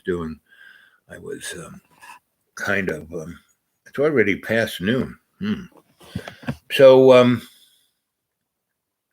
there, Jiro and I sitting in the park. He gets up and he walks around this thing, and there's a door so the guy can mow the lawn right inside there. So he basically opens the door, and he always has this little packet of his Japanese, like he could build a skyscraper with the tools he has in his little packet, right? So he's got these Ginsu sword things that can cut anything, like wood. He's got these ones that they're a straight thing, and he could cut down a tree like faster than a chainsaw. And so he opens the door, looks at it, and then, right next to the door, maybe 4 or 5 feet away, there's a street light to illuminate the paths through this park. And a little door that goes into the base, he kind of just kicks it. It's like loose. He kicks it and it falls down, and kind of looks at that. And he's, learned enough about electricity for me to know that, oh, there's electricity. There's wires and streetlights back in the day would have a pigtail and a plug fuse. So because the current coming from the street into that street light was like, street power, like unlimited. So you had to fuse it. So that's how they did it, pigtail and a plug fuse. And so, he knows there's current because, he's learned enough about electricity hanging out with me, because I would use him as my helper every now and then, or all the time, because he was a great worker. And he was sharp as a razor blade. Anyway, so kicks that. Oh, look, there's electricity. Then he gets in his little pouch. He's got this like little, really super sharp thing. And what he does, he gets down on his hands and knees and he starts cutting the grass. And the grass is like 6 feet high because, it's been growing now for a year and a half and no one's cut it. And he is like cutting. He's making this kind of snaky path through the grass into the center and then cuts the whole center out. And as we had walked from Captain Louis down North Street and Varick, these were kind of alley streets, big tall buildings on either side, and everyone just threw their garbage on because nobody went on these streets, and everyone from everywhere came and just threw their garbage there. And not like, food garbage, but whatchamacallit, like couches and TVs and old appliances and, just everything, you name it. So we were walking down there, and when we walked, part of the walking from Captain Louis to the Battery was we were both junk hounds. We just sift through what's here today, right? And so as we walked down there that time before we got to the Battery, we found one of those tents that's got the poles that you put in. It's kind of make a mushroom tent. That's what I call them. Very easy and supportable, and you don't have to tie it to anything tent, right? So we got that under our arm and a few other things like a TV and a little table, right? And a chair. And we kind of were carrying that. We went down to the thing, and we got to a certain point, and the heavier things, the appliances and the table and the chair, we kind of stuck in one of these little alley streets behind a dumpster. And we kept the thing that was in best shape, most valuable, was this tent. It was all packed up in this little bag, and it was like not smushy or screwed up or ripped or torn. It was like someone used it once and threw it away. And so we kept that because that was the most valuable. So he's down there and he's cutting the path, and he makes a big circle, and he takes the tent, he puts it together, and I'm like sitting there smoking away. And he goes, "Look, this is your new home." And I went in there, and it was like this path. So no one from around, like from the door you looked at, it just looked like there was a little patch of grass that wasn't growing because the path went like this. So you couldn't see it because it's 6 feet high. And then it went like this, and then it went like this, and then it went like this. And then you got in the center, and it was cleared out, 20-foot circle, right? So he goes, "All you need to do is run a little current from there, and you'll have light, and we'll get a little, because we always found little cube refrigerators." And so anyway, so I moved from Captain Louis into my Garden of Eden spot, right? And so, that summer I lived there. And when you would walk back towards Captain Louis and the Pepsi Diner, do you guys ever watch Saturday Night Live? And John Belushi and Dan Aykroyd had a skit where they were working in a diner going, "Pepsi, Pepsi, Pepsi," and no Coke, right? And cheeseburger, cheeseburger. Well, there's a place just next to Captain Louis, because down in Tribeca, there were no restaurants. This was worker area, right? And a few of us crazy artists were living down there. And there was no restaurants. You had to either go to Canal Street, where Dave's Corner on Broadway and Canal, and have a hot dog, and or go to any one of the street vendors. But that was during the day. At night, there was no place to eat. But Pepsi Diner, that was maybe 10 blocks from the Battery, stayed open. And these Greek guys, Pepsi, Pepsi, and they only had Pepsi. The Pepsi people put a Pepsi sign on there. All they had was really good French fries, really good cheeseburgers, amazing cheeseburgers, and they at breakfast time they had omelets, eggs, fried omelets, and that was it. And the rolls, I don't know where they got these rolls for the cheeseburger, were great. And they would toast them up and fold the omelet or the egg and put it on the roll, and that's what you got. And they had this sauce. They had a number of sauces, and you could get one of those sauces in either breakfast or cheeseburger. So they never. And so Dan Aykroyd and John Belushi lived on a building in Duane Park, right? They were our neighbors. We saw him all the time. And John Belushi was, John's going on about how he looks. John Belushi was amazing. Because some days he would come out of this building looking like a bum, like he had slept in a dumpster. He probably did, right? And he was fat and just like a blotto in Animal House. And then other days he would come out in an Armani suit, just looking better than any, just amazing, right? And he made a few movies. And if you saw his movie where he was, I think it was called Neighbors, he was looking pretty good in that movie. And then he died. It's sad that John died. He's probably assassinated. It's called chips and yogurt. It's awesome. Yep.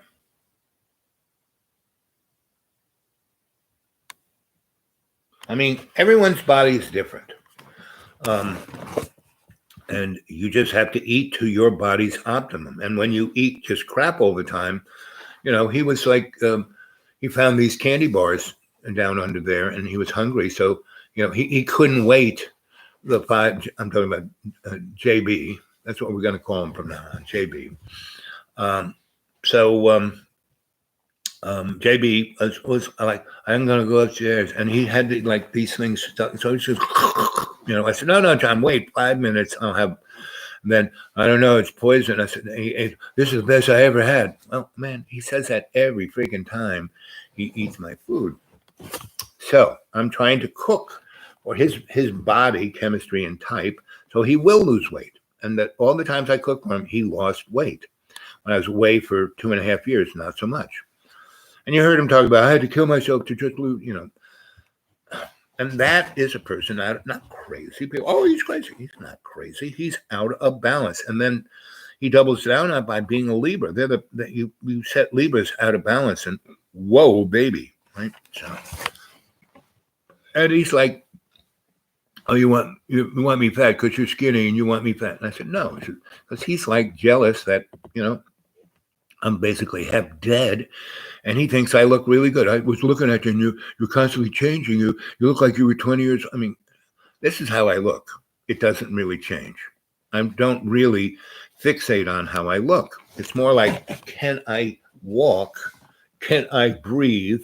Can I wake up from sleep? That's the bottom line of my physicality.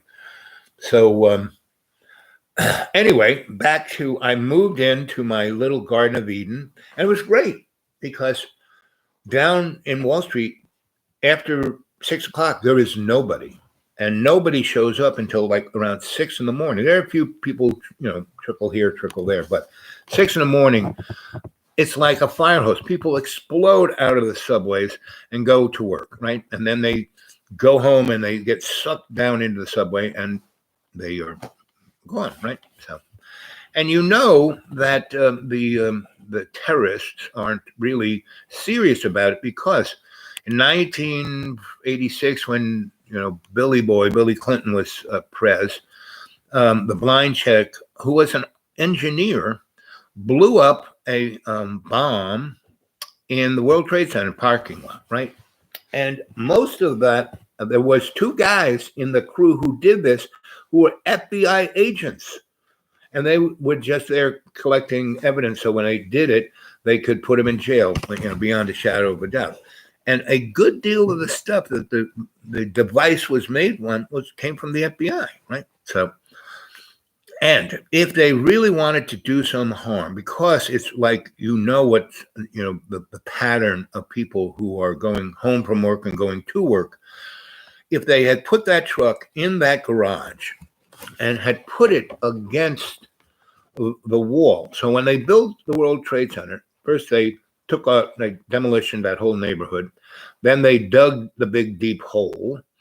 And as they were doing that, they were putting steel against, in the hole, and spraying gunite, which is concrete, and putting, all the kind of steel into hold the concrete and spraying more concrete. And they built a bathtub around the hole because the Hudson River was right there.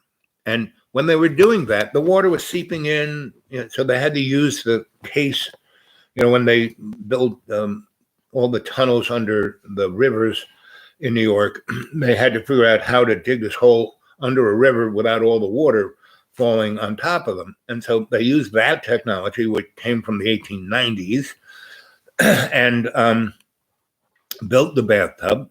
Then they built the foundation inside the bathtub, and then they built the building on top of it. And the foundation was just to hold the building up, right? Not to keep the Hudson from coming through that little sliver of which was just landfill, not like granite or anything.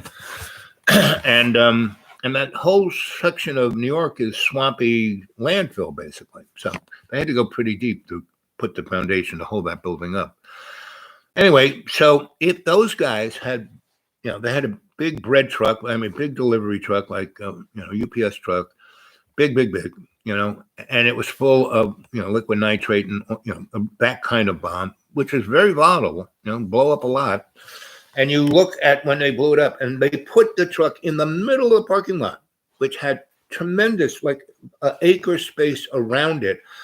So the explosion could, expand out into empty space and hit cars and stuff like that, and not be a super destructive force. But above it, it took 3 stories out above it to crash, right?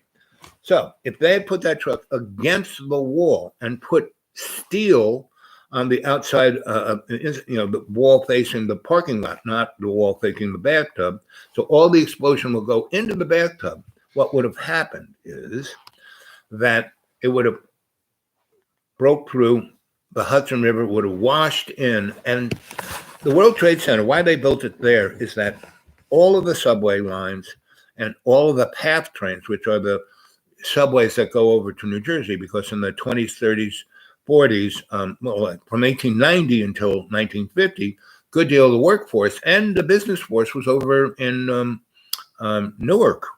That was like an extension of New York City.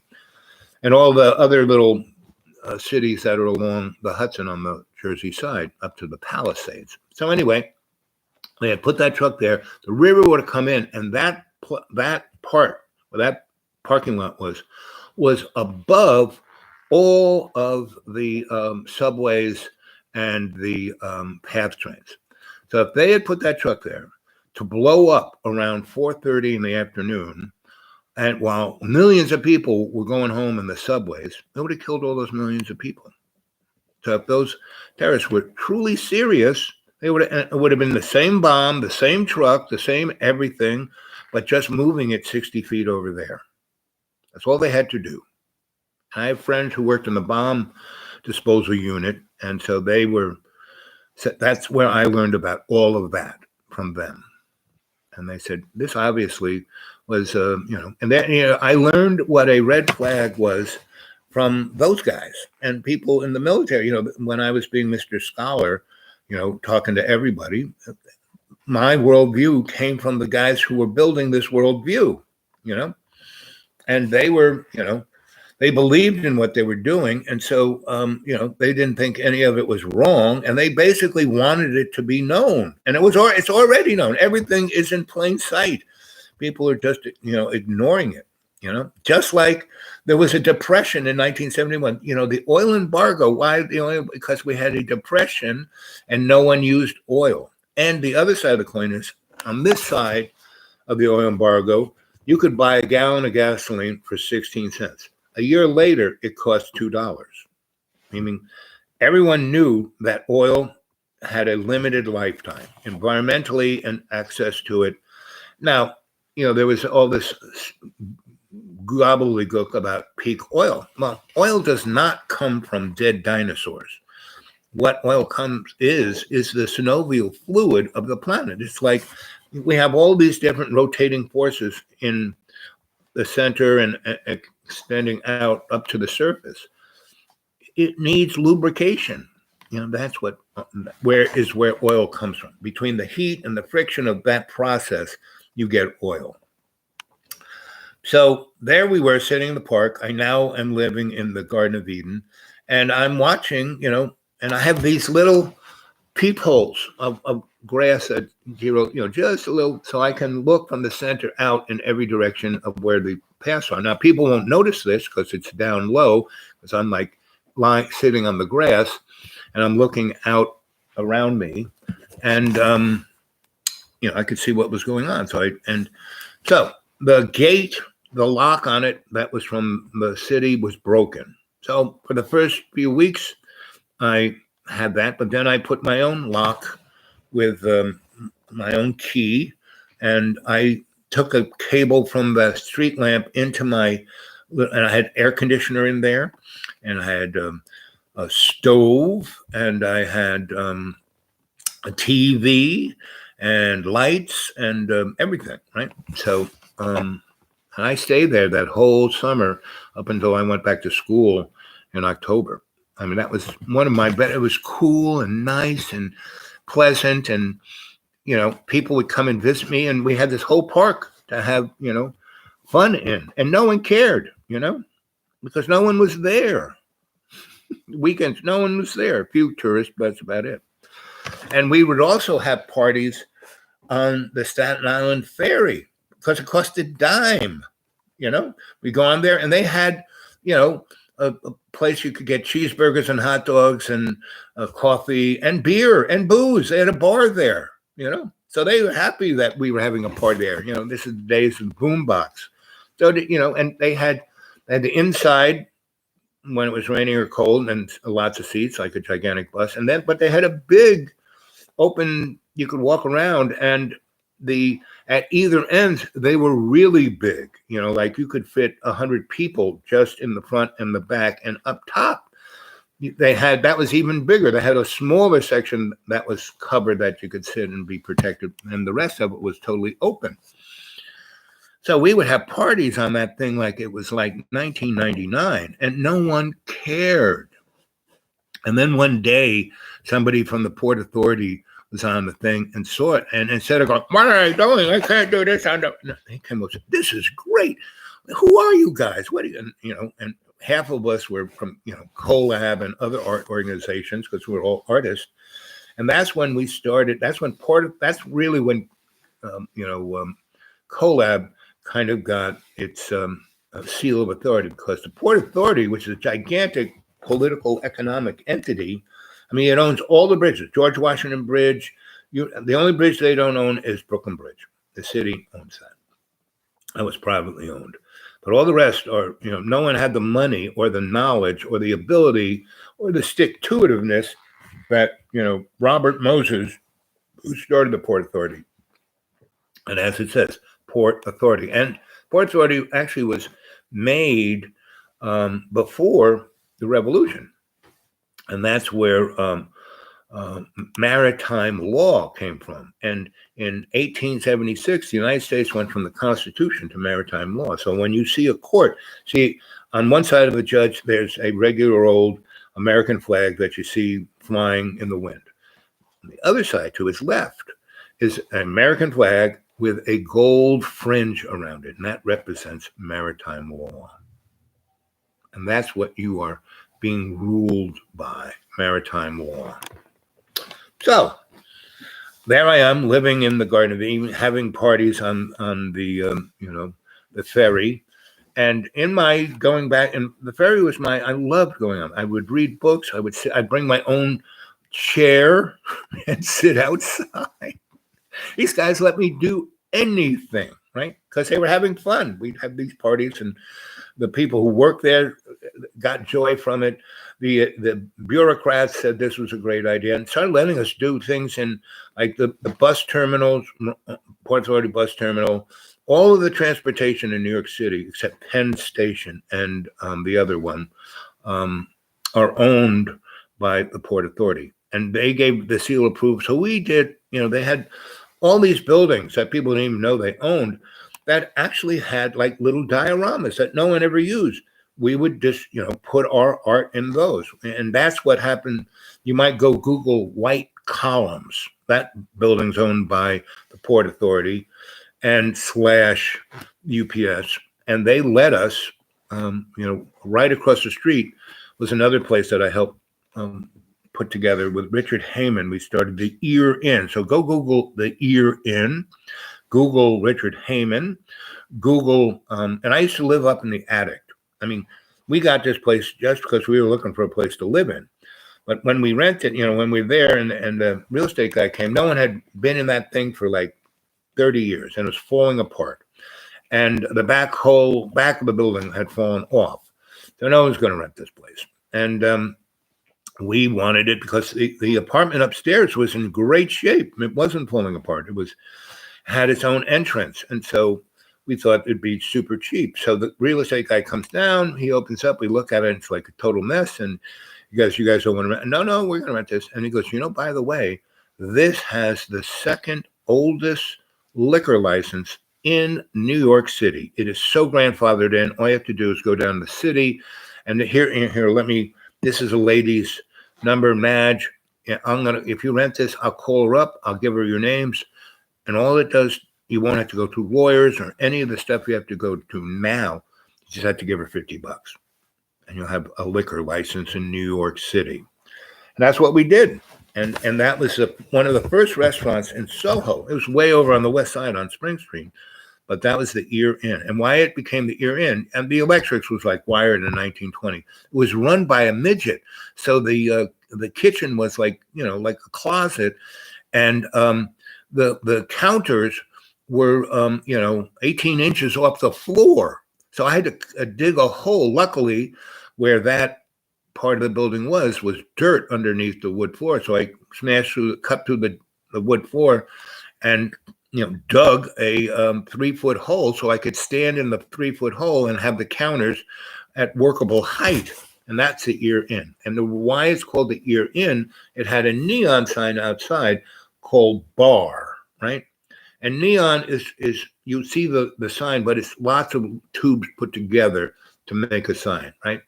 So, I went down the basement, hot wired everything, hit the switch. Certain things blew up. There were fires over there, but about 80% of everything kind of worked. And then I kind of, sparked the neon bar sign on, and the little tits of the bee didn't light up. So it said ear, and that's how it became the Ear Inn. So they're back to Jiro and me in the park, back to me, because the Ear Inn is like 4 years later. And so, and that's why, my stories are like time travel, because I bebop all over the place. I've been a witness of some of the most amazing events all over the friggin' world, not just New York City, between 1950 and now. And my brain still works, and I can tell you a story about it. And that is the beauty of Dreamy Dreamland. And welcome to Dreamy Dreamland.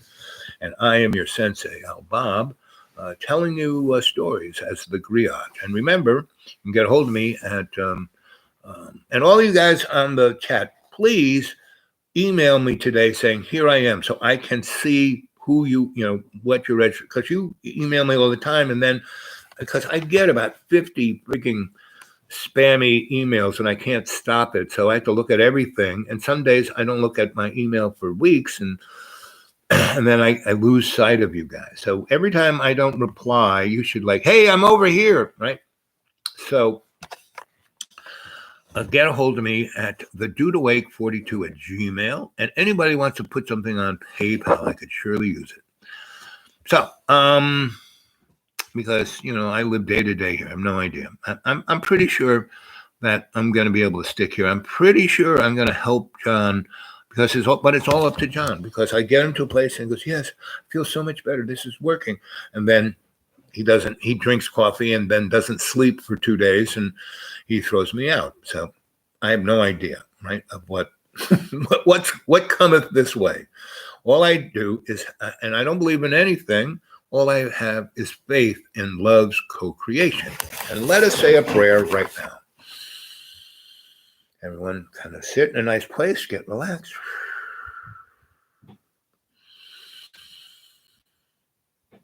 Father Sky, Mother Earth, Holy Spirit, hear our prayer. And every day and every way, help us take your piece of the earth and co-create one love.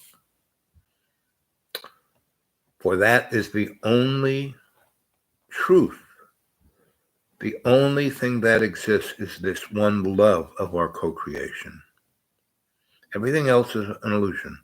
How you look, if you're fat or thin, anything that you're thinking about the material world. See what we have here? We have duality. The brightness, and see how there is no shadows, but over here there are shadows in the darkness, in the duality.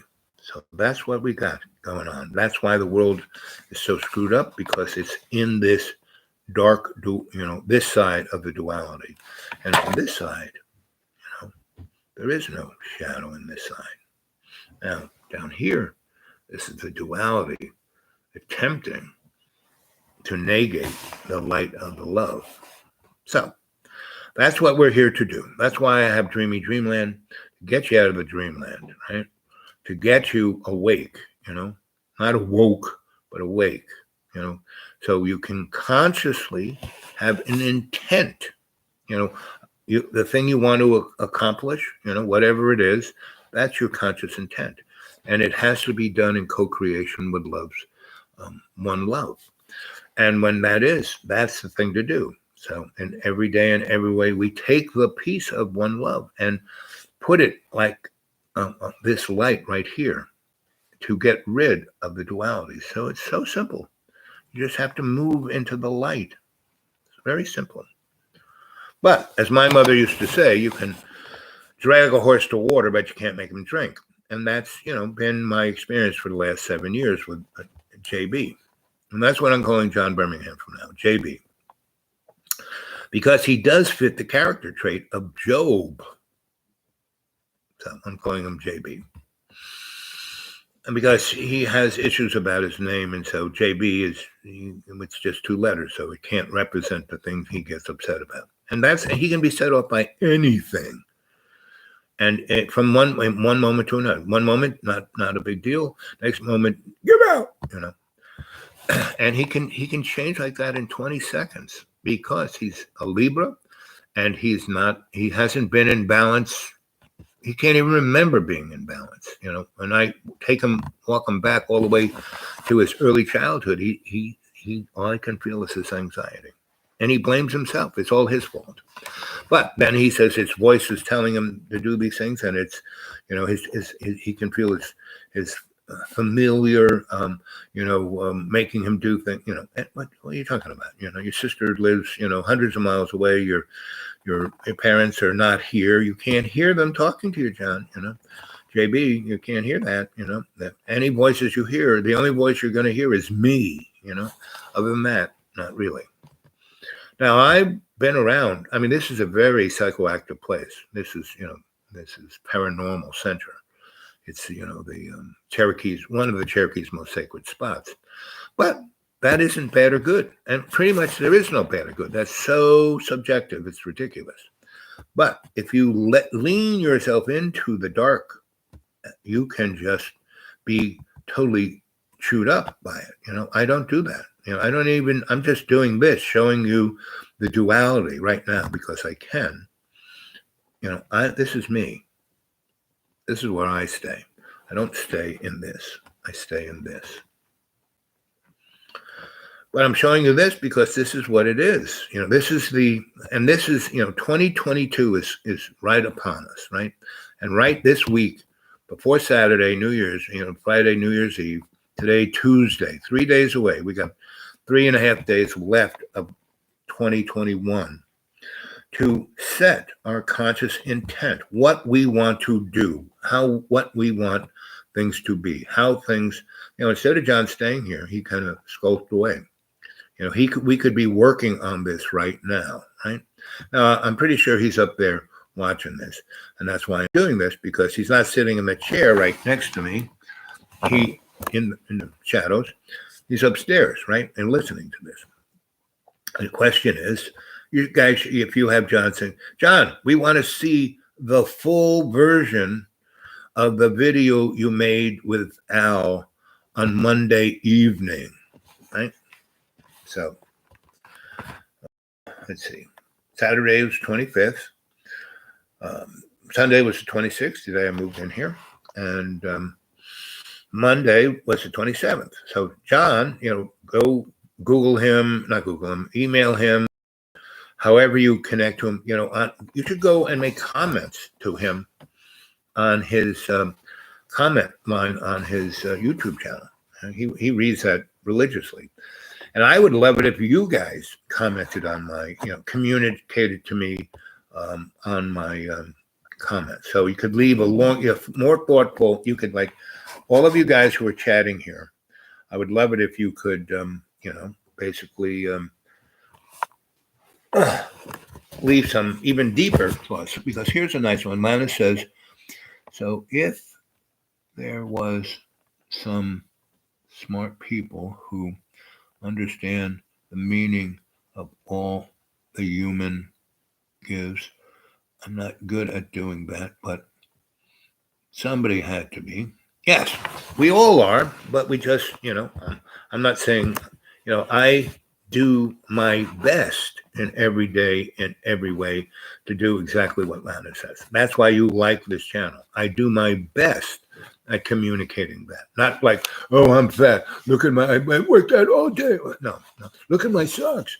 No, don't even go there. Because most of the clothes I have, I got at the thrift store.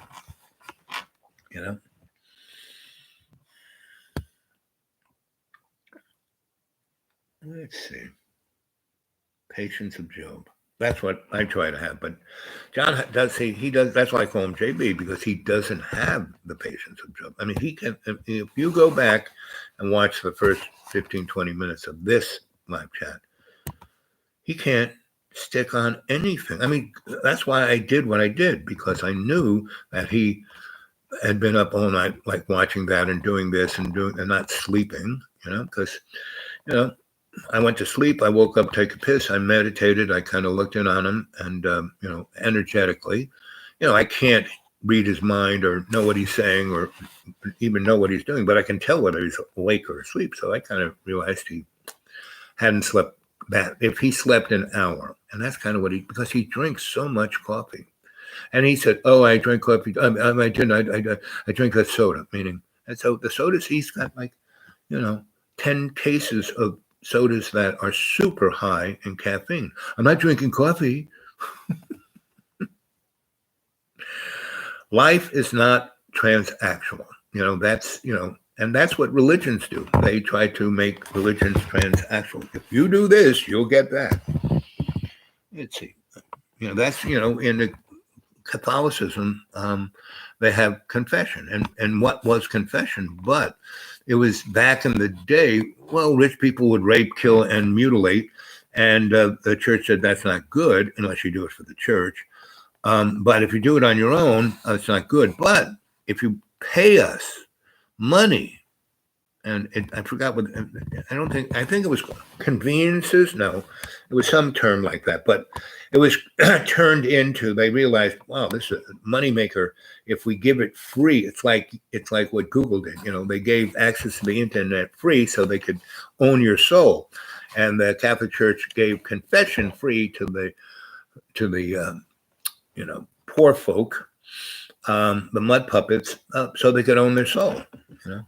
Coming to the light is hard as environment and ability. Yes, duality. Yep, exactly. But it's not hard if you're consciously aware of what's going on, and it's not hard if you're your intent is to be, in love's co-creation, in one love. So let's get back to that, man.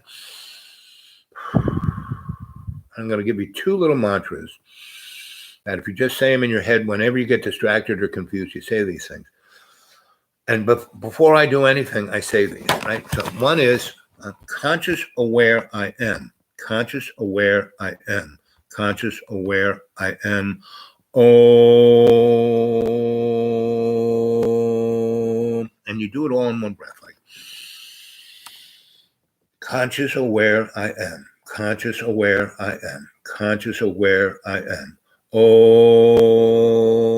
until you run out of breath. Take a big breath and do it again. Do it about 3 times. So you do the conscious, I am. Conscious, aware, I am. I am, meaning that's the connective tissue with you and love's co-creation. I am. When Moses asked the burning bush who he was, he didn't answer like King James says, I am who I am. Only Popeye says that. The burning bush says, I am a work in progress, and you, pointing at Moses, meaning the humanity, all our relations, is my reflection, so I can tell how I'm doing. So in the Old Testament, while people were being real scumbags, that's why, the burning bush was a scumbag, And that's why JB, I don't like reading the Old Testament. It's, God is so mean. Well, that's because the word God means dickhead in Sumerian.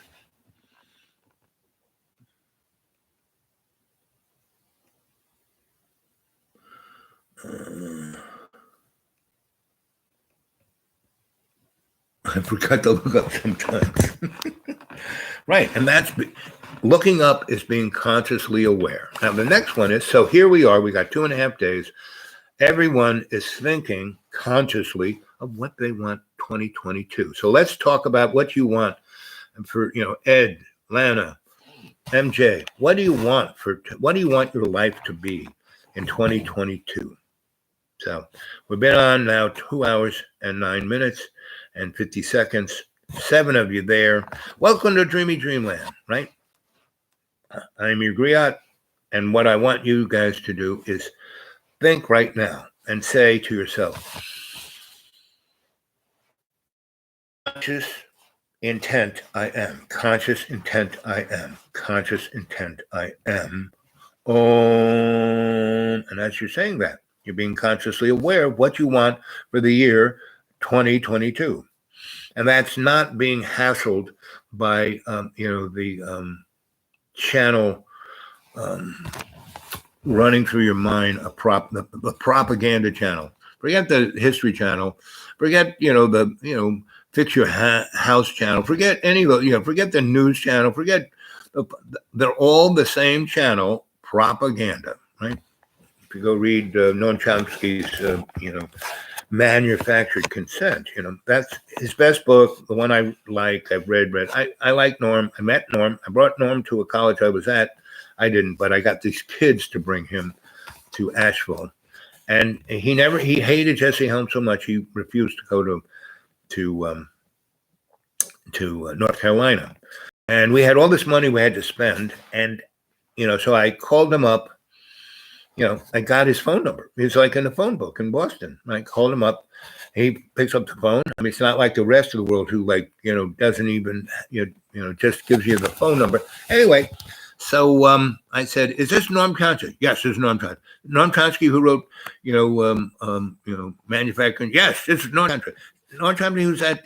"Yes, it's Noam Chomsky. What do you want?" I said, "Well, I represent this student organization that has tried to get a hold of you, and they're scared to talk to you. So I said, just call him up on the phone. There's his phone number."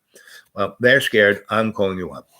I'm not going to come to North Carolina and lecture." I said, "Why? Just because Jesse Helms? You're letting Jesse Helms manipulate your life. No way is he going to." Well, just think how good it will feel to come to Asheville, give the speech you want to give, and stick it in Jesse's face. And he goes, "You're right." And I said, "By the way, how much do you want?" He goes, "I don't know, maybe a couple thousand." I said, "Listen, we have to spend $45,000. Why don't we give that all to you and put you up in the fanciest hotel here and, pick you up at the airport. We will get you an airplane ticket round trip, first class. We will pick you up at the gate, carry you to the limousine, drive you to a little tea where you meet the kids, and then, show you a really good time, and then put you in the most amazing hotel room you've ever been in, and we'll give you $45,000. And he was like, he couldn't. I would have loved it if it was on Skype because his mouth was probably, So he said, "Yeah." So okay, I said, "So I'm now going to, what's your lawyer's, phone number?" And I'm going to get the school's lawyer, and they will, get a contract, because that's how these things are done, just to protect you. And he goes, "Okay." And he gave me the number. I gave it to my guy. He called that guy. I said, "We're going to pay him this much, and we're going to pay for all of this." And we did it. And it was right. It was exactly the amount of money we had. And so we got an award for being the most true blue, student activity fund, because we didn't hem and haw. We just spent every nickel we were given to spend on students. So what happens is this became very almost problematic. So, we advertised all over the place that Norm, because it wasn't just for the students, because we had in this big hall. Well, so many people wanted to see him, we had to rent the Civic Center that, held 40,000 people. And everybody, by this time, Asheville had become the hipster, liberal neck of the woods. So people came from other parts, all the hotels were full. I mean, we did a thing economically, but we made 60,000. We had to spend 45, and at the end of the day, we had 60,000 we had to spend. So instead of the guys who sold the tickets, we put it into. They had a cultural fund that was like donated by rich people. It didn't have to be spent every semester, so we put that money into that. And we did nothing like 3 phone calls was all it took to do that. And so we gave like 50,000 people a kind of exposure to Noam Chomsky. It was truly amazing because we, in the Civic Center, we did it in the college. We had 2 rows, of the hall, and we put a microphone at the end. And he stayed there. He talked for about an hour and a half, but he answered questions for like 3 hours until everyone was so tired and hungry. They said, okay, that's it. And we did the same thing in the 40,000 seat arena. And we let everybody until Norm, and we had food up there. And the interesting thing, he had a wife, but she stayed home. And I think she stayed home. But we had these girls in our organization who really loved him, and was like, he was surrounded by this bevy of what's the female hormone? Estrogen, right? And he was like in 7th heaven. I mean, he laughed and just with thank you, thank you, thank you. And there was a kid, I forget his name, but he was my front man. I mean, I never want to be the guy in the spotlight. I will do it if I have to, like this. I'm doing this show, right? And this is about as much as spotlight I'm in. But I've been up there in front of throngs of people. I spoke a number of times at the UN, and I was like, not ostracized, but again, kind of like you too. I was still there because they wanted me there, but I no longer had, meaning I gave this speech where in 1983 or 4, I gave a speech that had, in the big hall, it had at least 5,000 people there. And we put on this big event about alternative technology, right? And we, through the UN and through UNICEF, we did a number, like our most successful project, biggest problem in Africa was potable water. And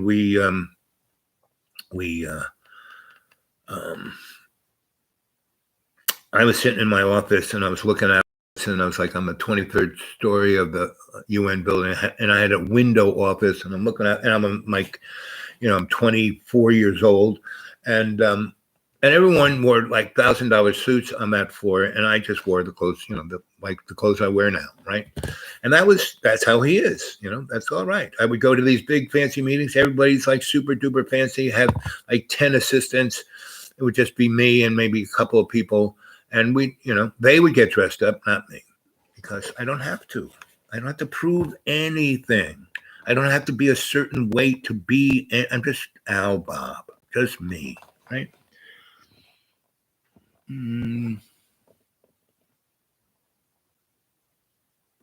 So we already are elements. Let's see where.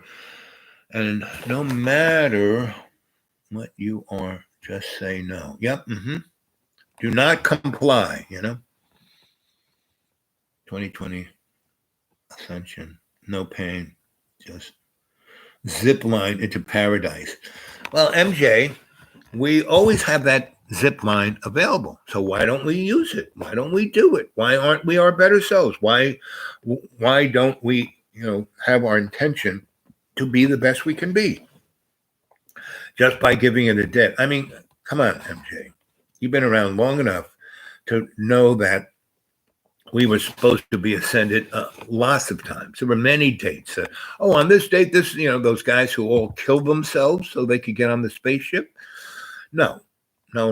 Just say no to that. No, there is no finish line. There is no zip line. There is no rapture. Sorry, not going to happen. Someone asked Jesus, when's the rapture? When's the end of times? And he basically said, I have no idea, not really. I don't, nothing's ending until you guys all get on the zip line. It's not one person at a time. It's everybody. It's all our relations. We all have to be there. So it's not again, looking at, getting on the zip line is a transactional thing. I'm going to do this, so I will be saved. That's the born again morons. And I'm sorry if I said that and hurt anyone's feelings. I'm really, really sorry. I taught a class in environmental science, and I was focusing. The first week and a half, I said, okay, they're forcing me to say that you have to buy this textbook. If you don't buy the textbook, you don't pass the course, because they're upset that I'm always not getting you guys to buy a textbook. So buy the textbook, buy the oldest one. Go to the bookstore, find the oldest used one. The brand new one in the plastic fold is $28. Now it's like $280.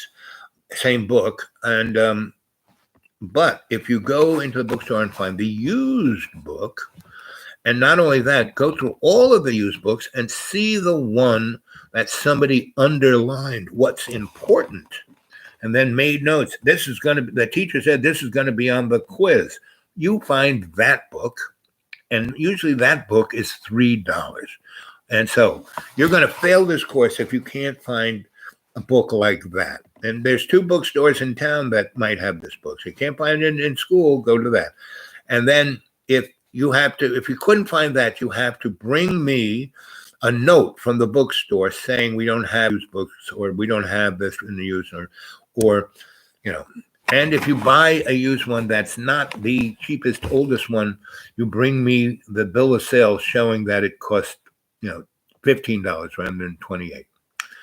So anyway, first 2 weeks, everyone had a book with everything underlined, and I had everyone, we'd sit in a circle, and we just take the whole books in about 3 weeks. The whole course that normally took not even 3 weeks, like 3 classes, right? So what would take in most classes was like 20-something classes a semester, 20 to 30 classes a semester. And I was getting paid $100 a class. Whenever an administration, I'm there working for somebody else in their university, and somebody else is paying them a lot of money to let me be there to do my research. And they would come and say, well, hey, can you teach this class? I'd say, sure. And I say, because they didn't want to get an adjunct. They didn't want to hire somebody. They didn't want somebody being a jerk trying to get tenured. They just needed somebody for this semester to fill this class, right? So I would do it. And I'd say $100 a class and give me an office. And so kids can come visit. And I would do that.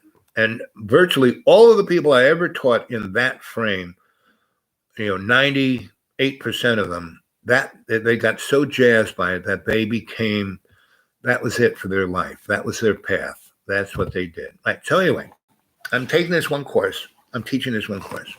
And it's, environmental 101. All the courses I taught were like 101. And there was this girl in there who's a born again Christian, and she drove to school. Her daddy bought her a Hummer, right? Diesel Hummer.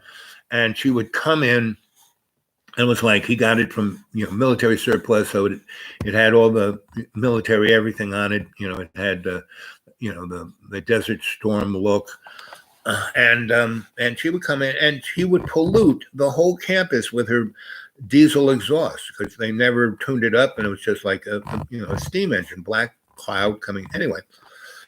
And she would have nobody else in it but her, this little girl, right? And she would drive in, and she could barely see over the steering wheel, and she got in a number of accidents. And so anyway, I'm teaching this course, and basically we take the textbook in 3 classes, right? And then in those 3 classes, because I was told that I had to give them tests, that the students were complaining that they didn't know how they stood, that was all up to me. Well, it's totally up to the teacher anyway. So I said, fine, not a problem. So, we covered the first third. I said, okay, now we're going to have a quiz. And here is the quiz. I, put it on a piece of thing. And it has 2 little circles. Yes, no, right? And all of the answers are yes. So just take your pencil and draw a line from the top of the test to the bottom through the little circles of yes It should take you no more than 3 seconds, and you'll get an A. And so we had 3 quizzes and 1 exam, and they were all like that. And everybody loved that, except this girl, because she goes, no, we have to have a test so I can be the best. This way, everyone gets an A. I want to be the best. And I said, I was told that I have to give at least 3 quizzes and 1 exam. You've taken it. I was told that you have to have this textbook. You've got it. She bought the one in the plastic wrapper that had. Then she complained that everyone was cheating because all the answers were in the book. Right. And, so she refused to take the test. And I said, that's fine. You can do that. But you have to write on that test sheet, turn it over, blank piece of paper. I refuse to take this test. And then you have to say why, and you have to say, I want a test that everyone, I can be the best, just what you said, you have to put it on there. Right. And then that's all, then fine, no problem. But when drop ed, and I said, anyone who doesn't like this course, I would suggest you leave by drop ed, because if you leave before drop ed, A, you'll get some money back. B, this will have no effect on your GPA. So she did that. The first quiz, she wrote that on, and then went and filled the whole thing with every complaint and Jesus, and that she's going to heaven, and she's going to be, turned into Kool-Aid and raptured and blah, blah, blah, and everyone else is going to hell. And she wrote it all out on this side, right? So I took this to the person who was in charge of this class, and I handed it to her, and I said, here, look at this. Read what she said on the back. And I'm going to give her an F. I told her I was going to give her an F, and I keep telling her I'm going to give her an F. No, I need to get an A. I'm the best in this class. I'm the smartest. Jesus loves me, And she wrote it all down. And I said, I think this girl needs to be, put in an insane asylum. But at the very least, I've told her that she should just drop this class. And I don't know if she is, but if I give her an F, boy, you're the one who's going to have the problem, not me. I don't even work here. That's why I have you pay me in cash. Every class I come, we drink a little scotch out of the thing. You complain, you tell me all your problems about your family, your kids, your husband, and working with all the morons in the school. And you give me a Benjamin, So it's not my problem. This is yours. So you need to administratively do something where before drop ed, she's not in this class. So she doesn't get an F at the very least, right? So that goes down. The girl's so obtuse, she doesn't even know this. And I keep telling, as the clock ticks away about 3 weeks before drop ed, and I keep saying, how many people love this class? Everybody, I love this class. How many people have learned something that changed their life? Me. And I hate this class. And so after we do that, so why are you here if you hate this class? You have the total opportunity to leave without it, marring your anything. Just go. But otherwise, you're going to be annoyed. Good luck with that. So one day, towards drop ads coming up, and she's still there being obnoxious. And after the second quiz, and she was totally obnoxious, I said to everyone, okay, this girl is sitting over there, and she's going to be turned into jungle juice and juiced into heaven. So I want everyone to treat her like she's already there. So we're all not there, so she doesn't exist. She has been jungle juiced. It's called the rapture. She's been jungle juiced, and she wrote this whole letter in the school newspaper, and the person, and I was like one of the teacher advisors of their newspaper, and the guy came, what is this? I said, print it. No, I'm not going to. Everyone will get upset. Everyone in the school gets upset because this place was the beginning of being woke. And, it'll start a war. That's good. I don't care, but people will spit on you. I don't think so. Do you think people spit on me? No. I mean, why did you bring me? I have no authority whatsoever, but you made me one of your. I'm not even a teacher here. I don't work for your school. But you wanted me on as your advisor, right? Because why? You value my advice. So my advice to you is go do it. Okay, gang. So when it hits, because I'm just on a jag and I need to do some more stuff. And so what I want all of you guys to do is I want you to I'm going to reread this and see what it is in my head. And I want you guys, tonight's chat, whether it's on John's or mine, but the next one I do with John, I'm bringing this up there. And, I'm going to do a live chat while he's doing whatever he's doing. Because that was a good show. And to put it just in JB's hands. And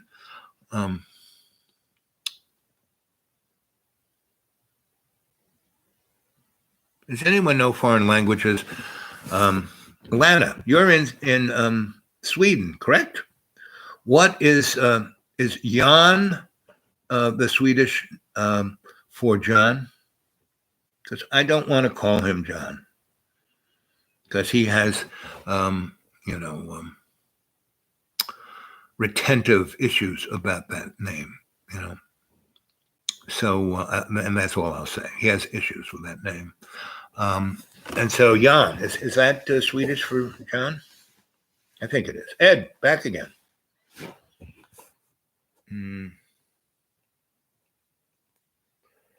Toadsy?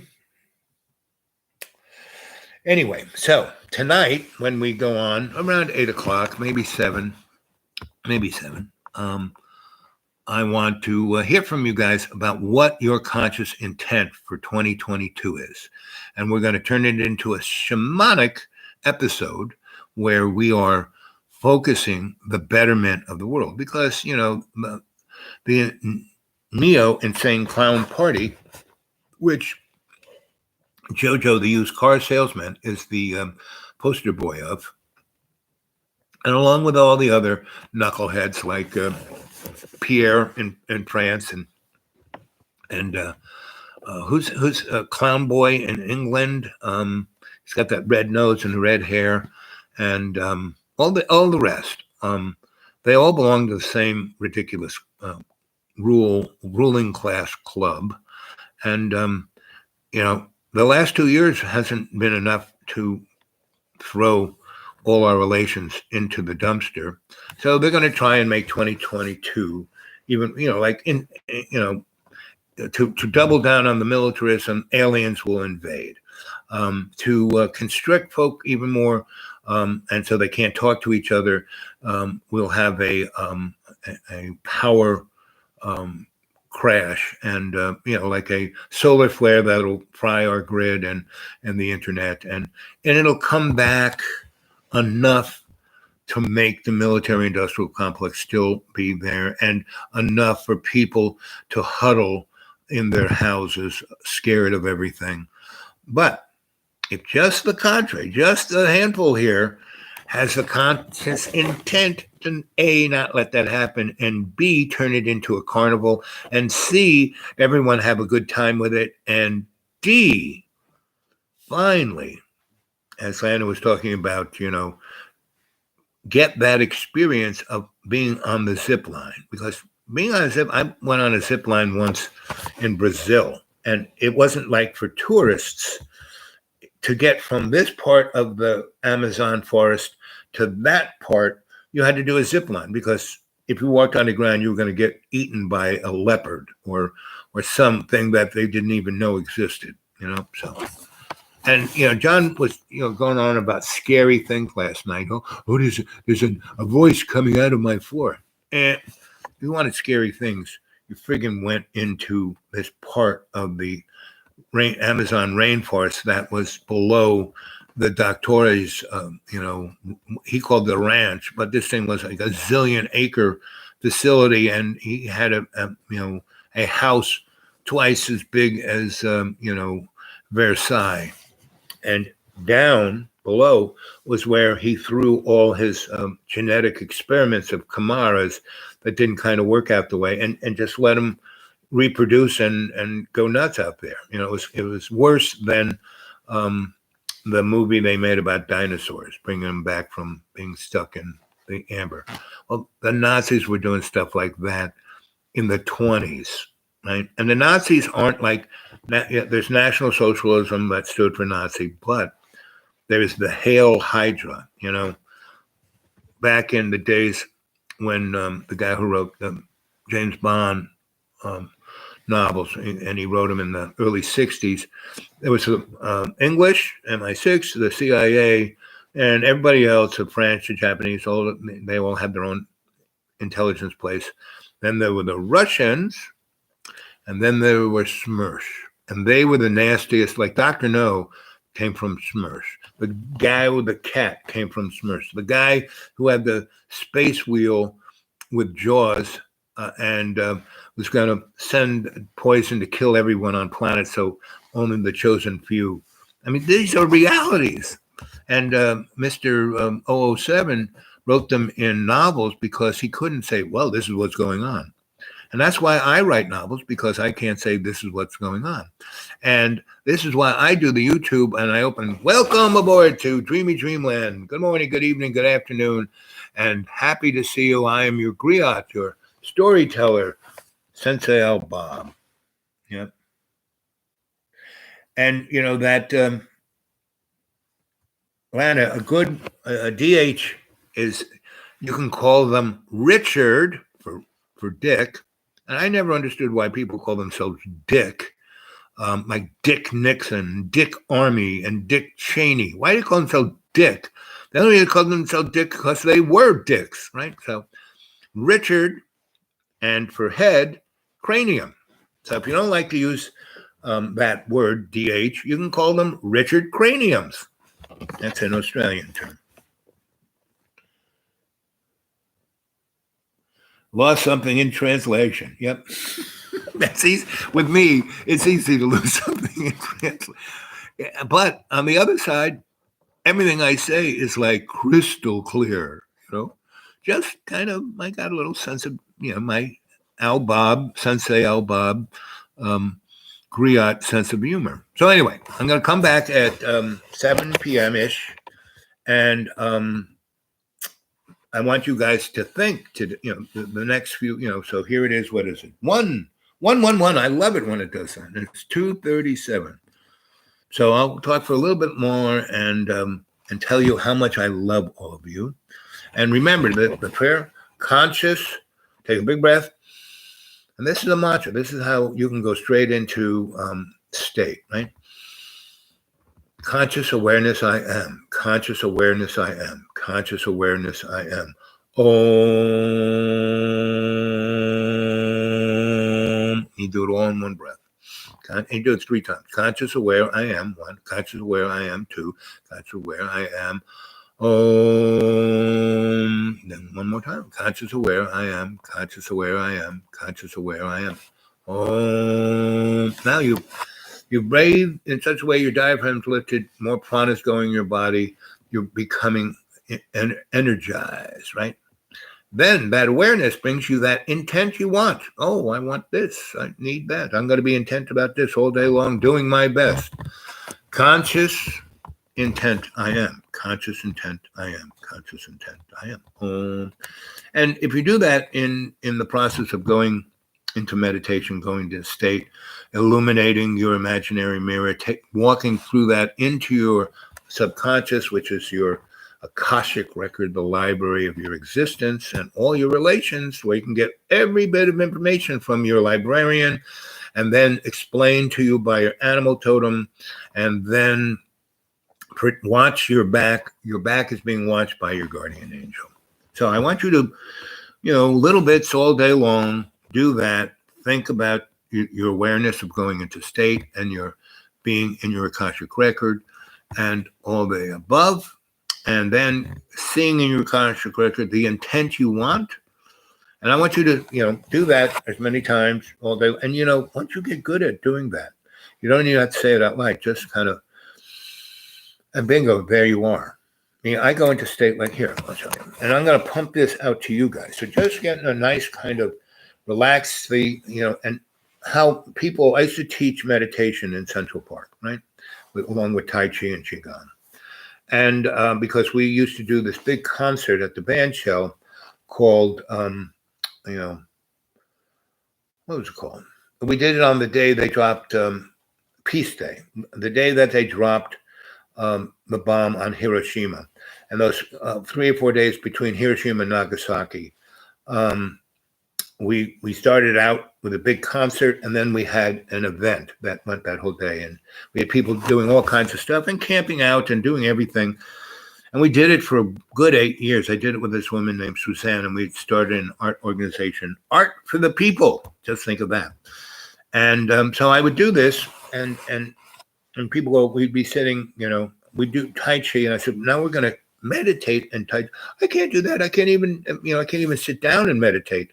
How can I And I showed them, how to visualize being in a meditative state. And so around this, it's where the big long is, and they have the band shell over here, and they have this one section that has a good 20 really nice Central Park benches, kind of around in a circle, and 20 of those 10-foot things. It's but it's a circle close enough where everyone can kind of hear what I say.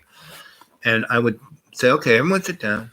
Now look, and there were spaces between the benches. There'd be a bench here, and there wouldn't be a bench straight across. There'd be a space right where that bench was. So you could look out at the Great Lawn, right, towards the west.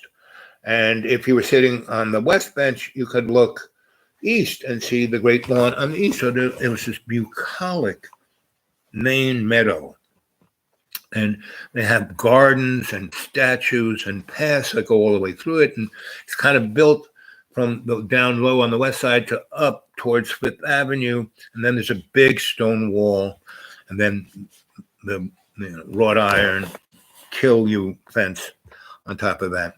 And so you could sit there and just look out and see this bucolic sight. So I'd say, okay, everybody sit there now. Just sit in that chair and don't think of anything. Don't let anything, just let what you're thinking about or seeing be what is your conscious, what you're, nothing's coming in, no little swirls of bad thoughts, no bad thoughts. And that's everyone who's like neurotic or psychotic or, what they call crazy, is that they let bad thoughts in their head. But if you're only looking at this unbelievably beautiful sight, and that's all you're letting come in is that sight through your eyeballs, bingo, there you are. You're in a meditative state.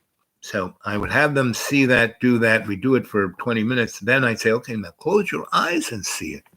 Yes, they did. I said, from now on, all you have to do is take that big breath in, right, and hold it for a second, close your eyes, and you're seeing the beautiful view of the park, and close your eyes, and now you're seeing it on your imaginary mirror. And then you conscious awareness, you're conscious aware of that beauty. You're conscious aware of your connection to love's co-creation. You're conscious aware to everything. So I want you to practice that. And find a really beautiful place at your backyard, the corner in your living room, whatever you can be looking at with your eyeballs, and it brings you peace and gentleness and harmony. Bingo. And it'd be nice if John, JB, Johanna, that's what I'm going to call him, Johanna, from now on. Johanna, and I'll say it that way, Johanna, my face will look that way, Johanna. From now on, when I'm talking about John Birmingham, it's going to be Johanna or JB. I will no longer, and I might slip because I've been calling him John Birmingham or John. I will now, from now on, call him JB or Johanna. So I hope that made you smile. And we're coming up on 2:44. And when there it is, 2:44. And when it hits 2:44 and 44 seconds, I'm going to click end stream. So Our Father who art in heaven, hallowed be thy name. Thy kingdom come, thy will be done on earth as in heaven. Give us this day our daily bread, and forgive us our trespasses as we forgive those who trespass against us. And lead us not into temptation, but deliver us from evil. Aho! Consciously aware I am. Now that prayer, the Lord's Prayer, is the Lord's Prayer in every religion. There is a version in Judaism, in Islam, in Buddhism, in Vegan, not the same thing, but the same thing, right? And it is a shamanic prayer that puts you in state. It is a shamanic prayer that connects you to love's one love. So that's why I use that. And now it's coming up on 2:44:44, and I'm going to say, I'll see you tonight around 7, between 7 and 8, but closer to 7, okay? And we probably will be doing a dueling. John will be doing his video, and I will be doing a live chat. And I'm going to pick up about New York, 1972, because that's like 72, 82, 92, 2002, 2022. That's 40 years. It'll be 40 years exactly. So 1972 to 2022.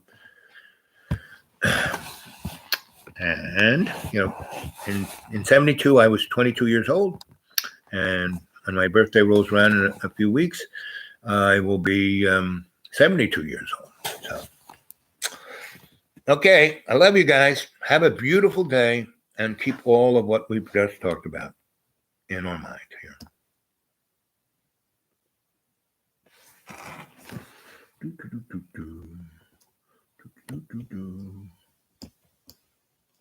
Yeah, gotta end it.